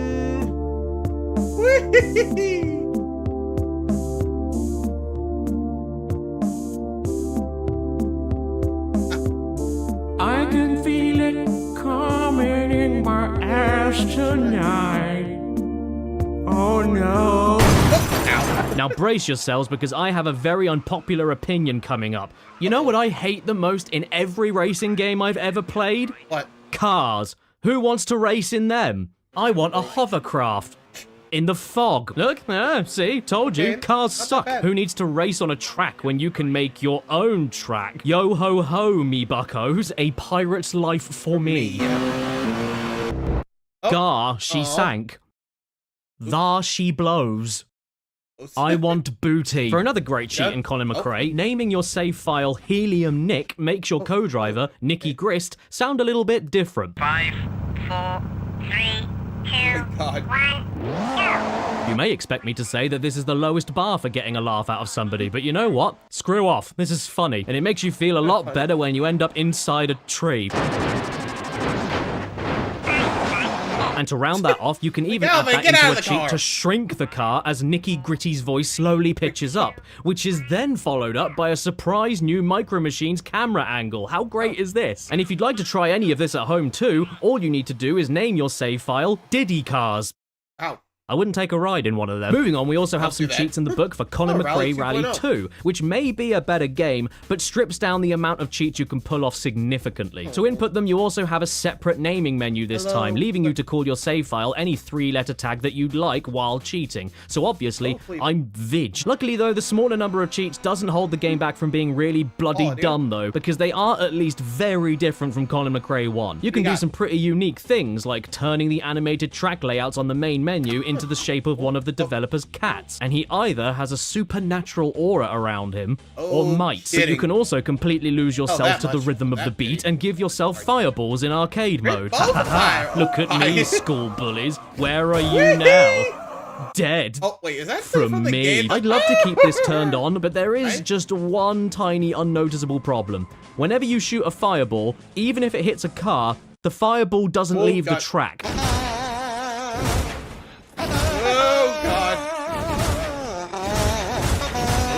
It's really strange. This game, more than any of the others I've played so far, absolutely loves bouncy cheats. It's obsessed with the idea. It likes a big old bounce, can't blame the man. So while I'm trying to navigate Scotland in my custom monster truck Ford Focus, I can't help but finding myself constantly being ping-ponged into the woods by bouncy trees, bouncy fences, bouncy sponsor banners, bouncy haystacks, and the absolute worst of them all, bouncy pedestrians. Oh, jeez, bye-bye. You know what would make all of this better, though? Yeah. A loving partner to play with you, but also a nitro turbo button combined with the faster car mode at the same time. And at first, I thought that both of these were turned on at the same time because I was going more than fast enough. Until I realized that the handbrake button was the nitro turbo button. And once I discovered that, the results were glorious. At one point, the turbo was so powerful, it actually lifted my Seat Cordoba off the floor, through a cobblestone wall, and straight into the side of someone's house like I was the newest member of Al Qaeda. I'm so sorry I ruined your house. Or was that just what it looks like? Uh-oh. Oh, watch out, the police are here. What are you doing? I don't know. I think they're trying to catch P. Diddy. Oh. Speaking of which... Are you starting to get sick of cars? Well, that's good, because thanks to Tesla, they're getting sick of you. So let's move on to some bikes, vroom vroom, and here we go with EA Sports Supercross 2000, not to be confused with Jeremy McGrath Supercross 2000, featuring everyone's favourite motorbike stars, Button and Windham. Nah, we're playing the EA Sports version of the exact same thing from the exact same year, and it's one of my favourite racing games of all time, because whenever you turn, you stop moving. Let's kick things off nice and easy and not too off-putting with our first cheat from the book, giant bikes, and oversized dirt spray. The most surprising thing to me about this is that it's not just a big bike texture either. You actually have to try driving a giant bike with giant bike steering, giant bike weight, and giant bike physics. So as you can imagine, doing this makes the game impossible.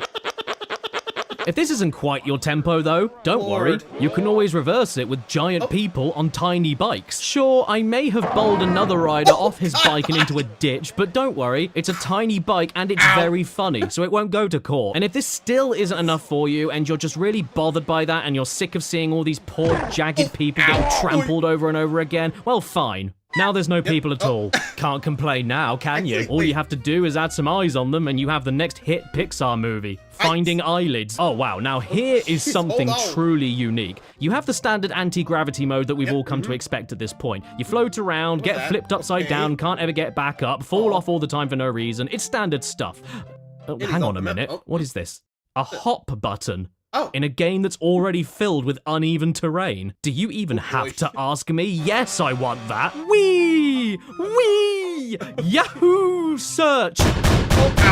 But what makes this cheat in this game specifically unique is because the book calls it gravity from the moon. Why? Because you can activate different kinds of gravity from nearly every landmass of the solar system for a jamboree of different floaters, including the planets with the heaviest gravity, like Jupiter, which not only means that you yourself need to know the differences in each planet's gravity, like a spotty little teacher's pet from the after-school gas planet club, but also means that you will fall off of your bike by you just turning a corner because your rider is now heavier than the thing he's sitting on. With Jupiter's gravity switched on, every pothole is now Mount Kilimanjaro. I can't get over this hump. I just sit on the top of it and crash myself on loop forever like a modern Greek tragedy. The gravity is so heavy, in fact, that even your own head collapses back inside your own body.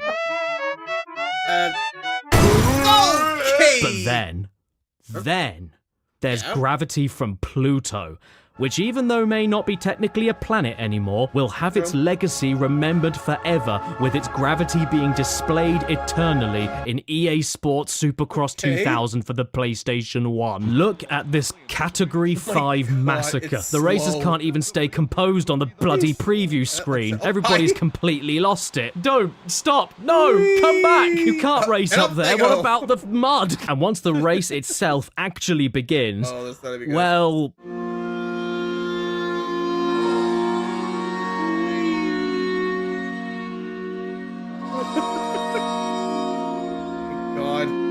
Trying to get back on the ground. Thanks for coming, everyone. I love all my fans. I love them all so much. I want to ride all over them. Oh my god. Oh no, I've left. Emmy, bringing the crowd alive with another of his patented stunts. Yeah, like, whee! I think if the bike was like... So, Mr. Dirt, are you enjoying the season so far? No, not really. I'm super cross about it. Sadly, I am very disappointed to say that you can't activate all of the planet's gravities at once, but honestly, why would you even bother? This is more than enough for me. The lighter the gravity, the more you look like a contorted floating fanny, and the heavier the gravity, the more you're a dead frog taxidermied onto a pogo stick. Oh! It's you! Oh, the toaster's Look, back. I'm sorry about what I said earlier. Things have just been really stressful for me recently, and I shouldn't have let it out, especially on a toaster. And you know what? Sorry about that. I like hot money, and I love how it smells. So if you can ever forgive me and want to try and start over, I'd be more than happy. Moto Racer 2, one last racing game to go. And I've got to be honest, I'm not sure why I saved this one for last. There is a big jump mode, Wii, and there is a turbo mode, Wii, and when you put them together, you end up leaving the game. Wii. Bye. Go. Oh, what's in there? All right. So, if you've been paying attention, or you're autistic, you probably noticed that out of the 230 games I mentioned were in this book, at this point I've actually played through and or listed 225 of them, not including the disc cheat games. Fair. And that's because I wanted to save my last personal favourite PS1 games from this book that I play just for the ridiculous cheats that they have. Oh, this That'd be good. I couldn't categorize them into any other part of this video, and I also didn't give a shit. Die Hard Trilogy. This game is a classic for the amount of cheats you can pull off. Not just because they're all bonkers, but because you also have 3 different games in one package, each with their own unique gameplay styles and therefore own unique cheats specific to them. Starting off with Die Hard 1, we have what the book calls skeleton mode, which I would say is not the most accurate description, but as a massive fan of lines, I'm very happy. Plus, it doesn't stop the rescued hostages from treating being surrounded by armed thieves with a bomb threat like they're starring in the latest edition of RuPaul's Drag Race.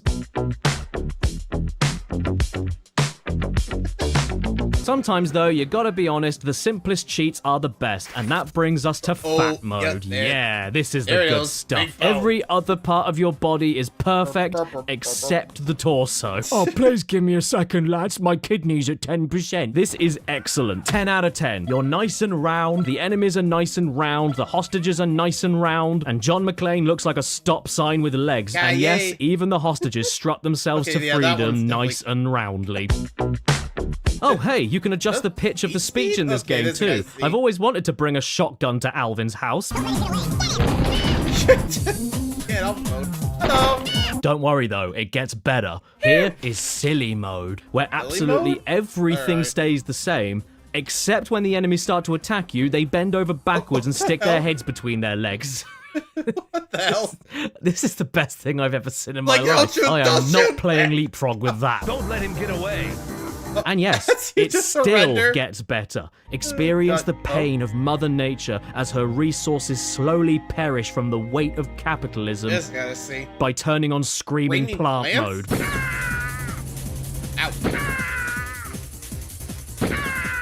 Show this clip to your local deforestation company and remind them that trees are people too.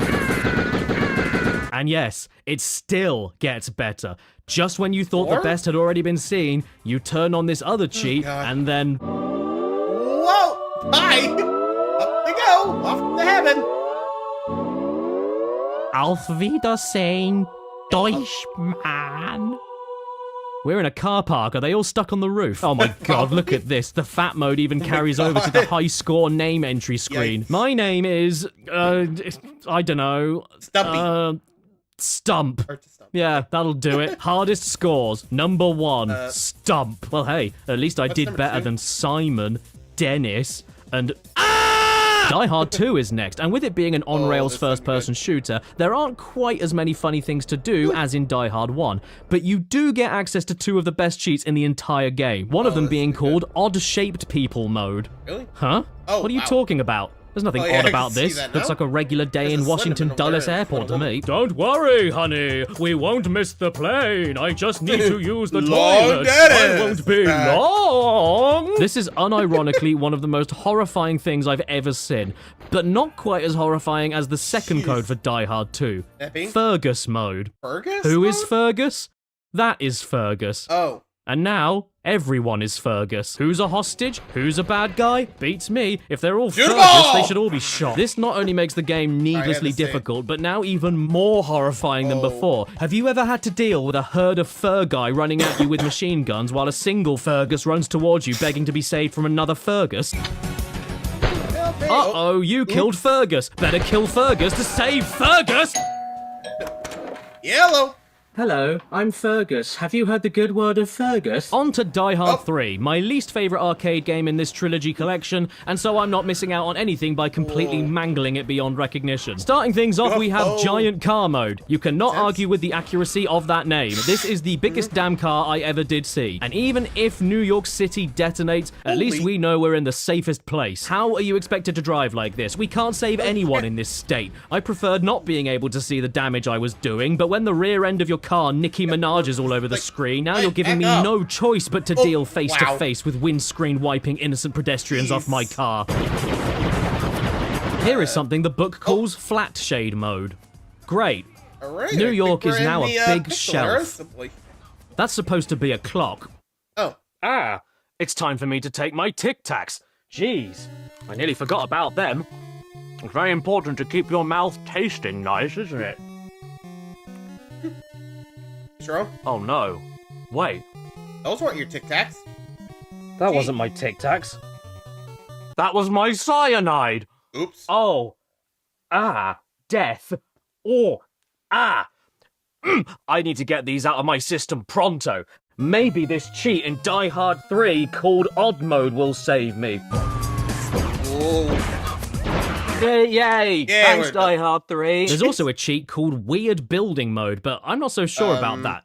Isn't this just the normal graphics? Oh, well, that was fun, wasn't it? And even though in this name entry screen, Bruce Willis looks like a grandma, he's still the best coppo in all the land. Well done, back half of Qui-Gon Jinn. Go and treat yourself to a coffee at Sadly, though, unlike its predecessor, the sequel, Die Hard Trilogy 2, which I guess is Die Hard 4, 5, 6, 7, 8, and 9, is also in the book, but doesn't have that many interesting codes at all, despite it having a banging soundtrack by Tony Touch. This may be one of the 5 final PS1 games I saved for the end of this video, but that does not mean it's one of my favorites. I just had to include it here to show you how limp and flaccid it is when standing next to the better game that came before it. Sure, there's a head blowing off mode, that's kind of cool, and an electric Bruce Willis mode, but like, that's it. Pitiful. Oh, you can also drive your car with nothing but the wheels. That's a little bit funny. Enemy blooming way, cow! Before we move on to my second favorite game to cheat on from this book, though, you have to answer a very important question. When faced with demons of the occult, do you take a sword or a big stick? Big stick? Sword, big stick. Sword, big stick. Well, the correct answer, obviously, is a pen. Because the pen is mightier than the sword. Yes, we're now onto the clunky but iconic Bloodborne 1. And the last time I dug into Nightmare Creatures, I remember vividly asking myself if I would enjoy the game a lot more if I couldn't see anything. So I was elated to discover this cheat here for blurry mode. When an old man holding a big stick isn't enough to drive back the forces of hell, try rubbing Vaseline on them.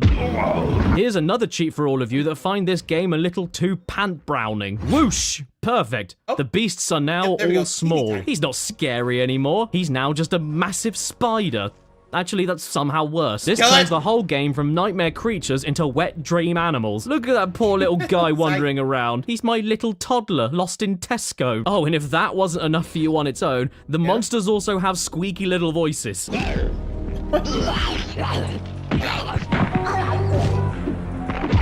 Oh no, my toddler! Oops, sorry. Oh, thank heavens, he's alive. I'll teach you for scaring me like that. When I was a very young child, I used to call these things scarecrow in the pants. I don't know what scarecrows I was thinking about when looking at this. Maybe this one. Oh, no, you won't. But whatever the case, we've now caught the scarecrow with his pants down. Yeah, not so tough now, are you? Would you like some cough sweets? This cheat works on everything, though. From the bloopity-blue water monsters all the way to the boss fight. Well, actually, the bosses don't shrink, but they do still have squeaky voices. Guess you can't have it all. Now they all just sound like angry little old men, which is the closest to London that any video game has ever been. And while we're talking about angry little old men, the absolute best part of this cheat is that it also works on the main villain of the whole game, Adam Crowley. The one that you follow from level to level as he sets off explosions and traps trying to stop you. But now, oh, look at the little sweetie. Why are we trying to catch him? He's not gonna hurt anyone. Oh, look at him go! He's so mini, in fact, that he can't even throw dynamite over a fence and bombs himself. This isn't all that you can do for cheats, though. One of my all-time favorite power cheats is in this game, purely because it doesn't make you invincible and isn't as boring and basic as a one-hit kill mode. It turns the razor-sharp power-up on permanently, meaning that every swipe from your stick and every kick from your legs will dismember whatever poor bastard dares come near you for a cuddle. Perfect for therapists everywhere. But why I like it so much is that it's not a guaranteed victory or anything. You still need to time your attacks, know the combos, you still need to block, and you still lose health if you screw up. It's purely there to give you a little boost to your attacks and lets you enjoy watching every limb fly off. Pre-Bloodborne and pre-Dead Space. This is so great. And yet, even then, there's still one cheat that I love in this game above all the other ones. Oh, this sounded be good. You can play as the monsters, and they aren't just texture swaps or costumes. You have access to their entire original move sets as well. The fact this is even programmed into the game is amazing enough, but the added fact that it's hidden is the cherry on top. There was a small chance that nobody would have ever known that you could play as a zombie, waddle around like a drunk, not damage anything, and get a game over. My personal favorite is the completely hench mutant. You know, the one that's so buff he grew another face on his back. Oh, look! I wasn't expecting to see you here. Look, everyone. It's my identical cousin, Vaj! What is going on, man? This isn't even a fight anymore. We've just attached an electric motor to Ramen. Another fun one to play as is the man himself, Scarecrow in the Pants, because his dash attack is a giant bonk. Whatever your taste, there is a monster to play as for everyone. Whatever your preference. Whether you like werewolves or mutant fly creatures rubbing their abdomen against a wooden switch. Oof. Nearly there. The second to last game of this video. But what is it? We're getting there. Well, it's a movie tie-in. It's based on a film starring Tom Cruise, which is about a mission that isn't entirely possible. There we go.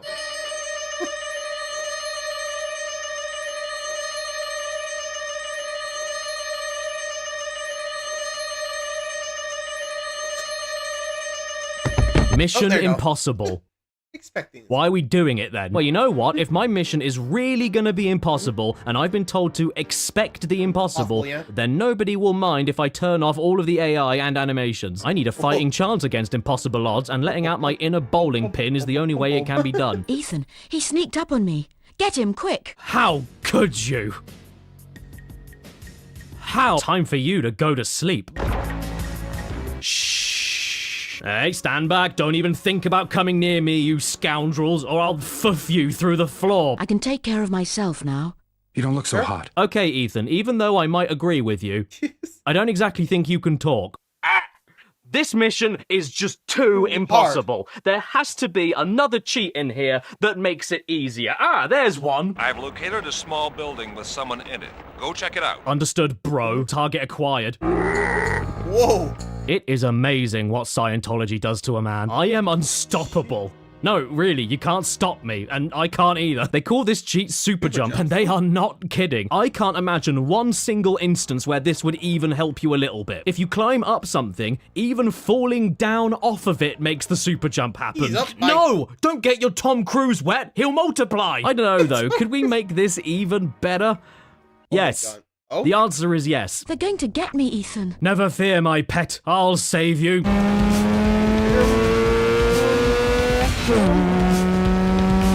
Sorry, I'll save you as soon as I can leave the room. Oh, I found the supercomputer. Hey, done.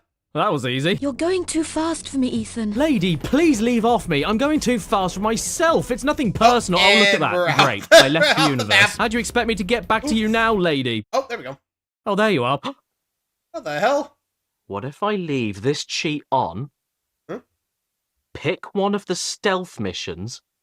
Yeah. And also turn on super jump. Don't worry, I'll be right back. No, really, I will.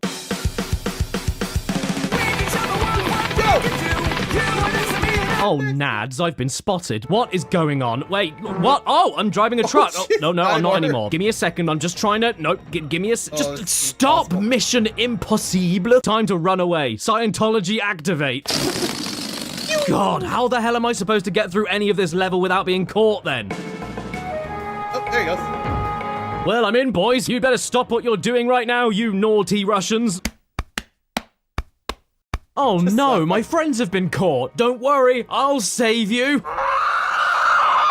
Oh Christ, not again. What are we doing on the ocean? How did we get here? Why aren't we sinking? Who are we? Tom Cruise ship? So overall, thanks for warning me, Gamebox. I did expect the impossible, and I was not disappointed. However, I didn't expect Tom Cruise looking like a leather wallet. All right, we're finally at the end. You're tired. Trust me, I know. I get it. I'm tired from playing 230 games and putting cheats in them. You're tired from watching me and doing nothing. We're all tired, okay? Message received. With some jet lag. So without any further ado, let's crack on with... Now hold on, Caddy. You need to get through me first. No! Tuesday. No! I'm Callum Dirt. Shut up! Get out of my house! Get out of my life! Who has my knife? Thank you, wife! Who has my knife? Thank you.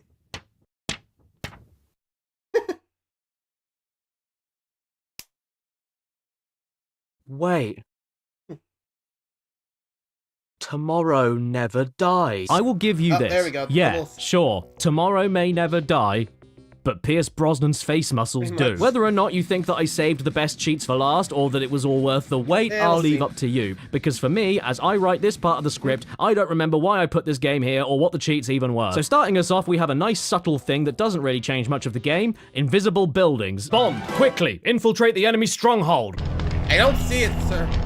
Where is it? Bond, watch out! The enemy has used the snow to hide a dozen bear traps on the floor. Oh yeah, so how about we fix the problem and get rid of the whole floor? Oh no, who's shooting me? I can't see where you are. Oh wait, I know. Invisible buildings. Make sure that none of you decide to go to the toilet. I don't know about you guys, but my favorite Bond movie is the one with nothing in it. Where in God's name am I going? I can't even figure out where the fence is, and I need to go and stop that helicopter before it sets fire to the air. The funny thing, though, is that even if you remove every single object in a secret agent stealth game, including the enemy bases, unless you have eyes on your ass, like me, you are going to get caught and game over, whatever the case may be. So, as an extra benefit for you, if you need it, there's also a cheat for running faster. Slightly. Running faster, my wreck. Here's a mission where we have to rendezvous with Paris, the whole city, with a trench coat. Oh, dongs, I've been caught. Don't panic, James Bomb. There's always a way out. Have you tried going through the walls? Pierce Brosnan? More like Pierce through the walls. Wait, oh, dang it. I'm lost. I forgot what my mission was. Who am I rescuing? Who am I stopping? What secret plans am I stealing? What am I doing? In a minute. Oh, you're done. Oh, okay, right. Listen here, you peeps. Here is the best cheat in the game, and maybe the best, most useless, most unhelpful, most ridiculous cheat I've ever seen in a PS1 game. In the book, it's simply titled Freeze All Objects, which sounds kind of basic, you know, kind of stock, but when it's actually in effect, it doesn't just freeze all the objects.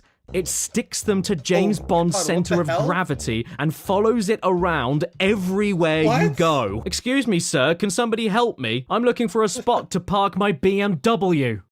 And my dad's. Not to mention, it doesn't only freeze the enemies and objects around you, but even freezes the forward-facing axis of James Bond's bra. The name's oil. Sunflower oil. I can't even figure out what buttons I should be pressing to move forward. Even when he holds his gun, he keeps his arms locked to the same axis while aiming it. It's the most disorienting and repulsive thing I've ever seen. 007 may not be a very good secret agent going around and telling everyone his full legal name and occupation, but he's definitely useful for shooting people around corners. By the way, everybody, please take the time while watching this video to list all of the essentials you'll need when traveling to a hotel. Your car, a chair, a dead man, and a fence. Hello. I'm not stirred. Oh, there we go. I think I shat my game up. Tomorrow never dies. The most Honestly, complete I thought that was a Bond copyright experience. That's what I was told about Gorilla Glue. You done? There. I've done it. I beat the book. Without cheats. But the problem is, according to this book, at the end of a YouTube video, I'm supposed to write a conclusion. So in conclusion, cheats are well meant. But then... With the rise and accessibility of mainstream internet in the early to mid-2000s, not only did cheat books slowly die out, but because of how quickly and easily anybody could find any methods of breaking any games for free, game publishers quickly realized that they were companies and therefore hated all their customers, so eventually told developers to stop doing cheat codes entirely. Because why add something like that into a game to give you a strength boost that's far too quick and easy to find online when you can lock it behind being poor, which, let's be real, Yeah, is that your makes sense. fault. And unless you count recent games that bring cheat books back into the public consciousness and include them as a mechanic within the game, like Tunic, which you should absolutely play if you miss cheat books. In the UK, at least, the last remnants of any kind of cheat book that I remember seeing are these ones that I have here. The ones that came for free in the official PS2 magazine. The biggest PS2 cheats book ever, Volume 2, and every PS2 cheat ever, which is somehow half the size of the biggest PS2 cheat book ever, and that was only one volume. I hate reading books because books lie. And so in a desperate attempt to give their readers anything useful for free, the official PS2 magazine eventually lost their minds and included this absurd implement, the 2005 Hot 100 book, reviewing the best 100 PS2 games that talks to you like a Cockney pimp. Buy this slick filth, you tart! It reviews Kingdom Hearts while complaining about things that are dangerously close to a slur. They review Max Payne without mentioning a single bad point towards the game, and then give it a 7 out of 10. They review Metal Gear Solid 2 better than Metal Gear Solid 3, which, honestly, I agree, pretty based. And they even call Resident Evil Code Veronica bloody terrifying. I so want to enjoy this. While giving it a 9 out of 10, making it just as good as Silent Hill 3 and better than Spider-Man 2. Spins a web, any size, catches pubes in his flies. Wow. Yeah, we're done with that. The Hot 100. Now available in Hot. Subscribe. Whew. Well, there we go. That's officially it. And unlike last time, didn't have to worry about the internet going down. Jeez, that was a long one. But I didn't get that off my list. So, let me know your favorite cheats and the game that came from. Let me know. Because honestly, there were a lot of cheats, and frankly, I think we have enough. So, let me know your favorite. Till next time, see you guys on Tuesday. Sorry, just double check my note. Adios, guys.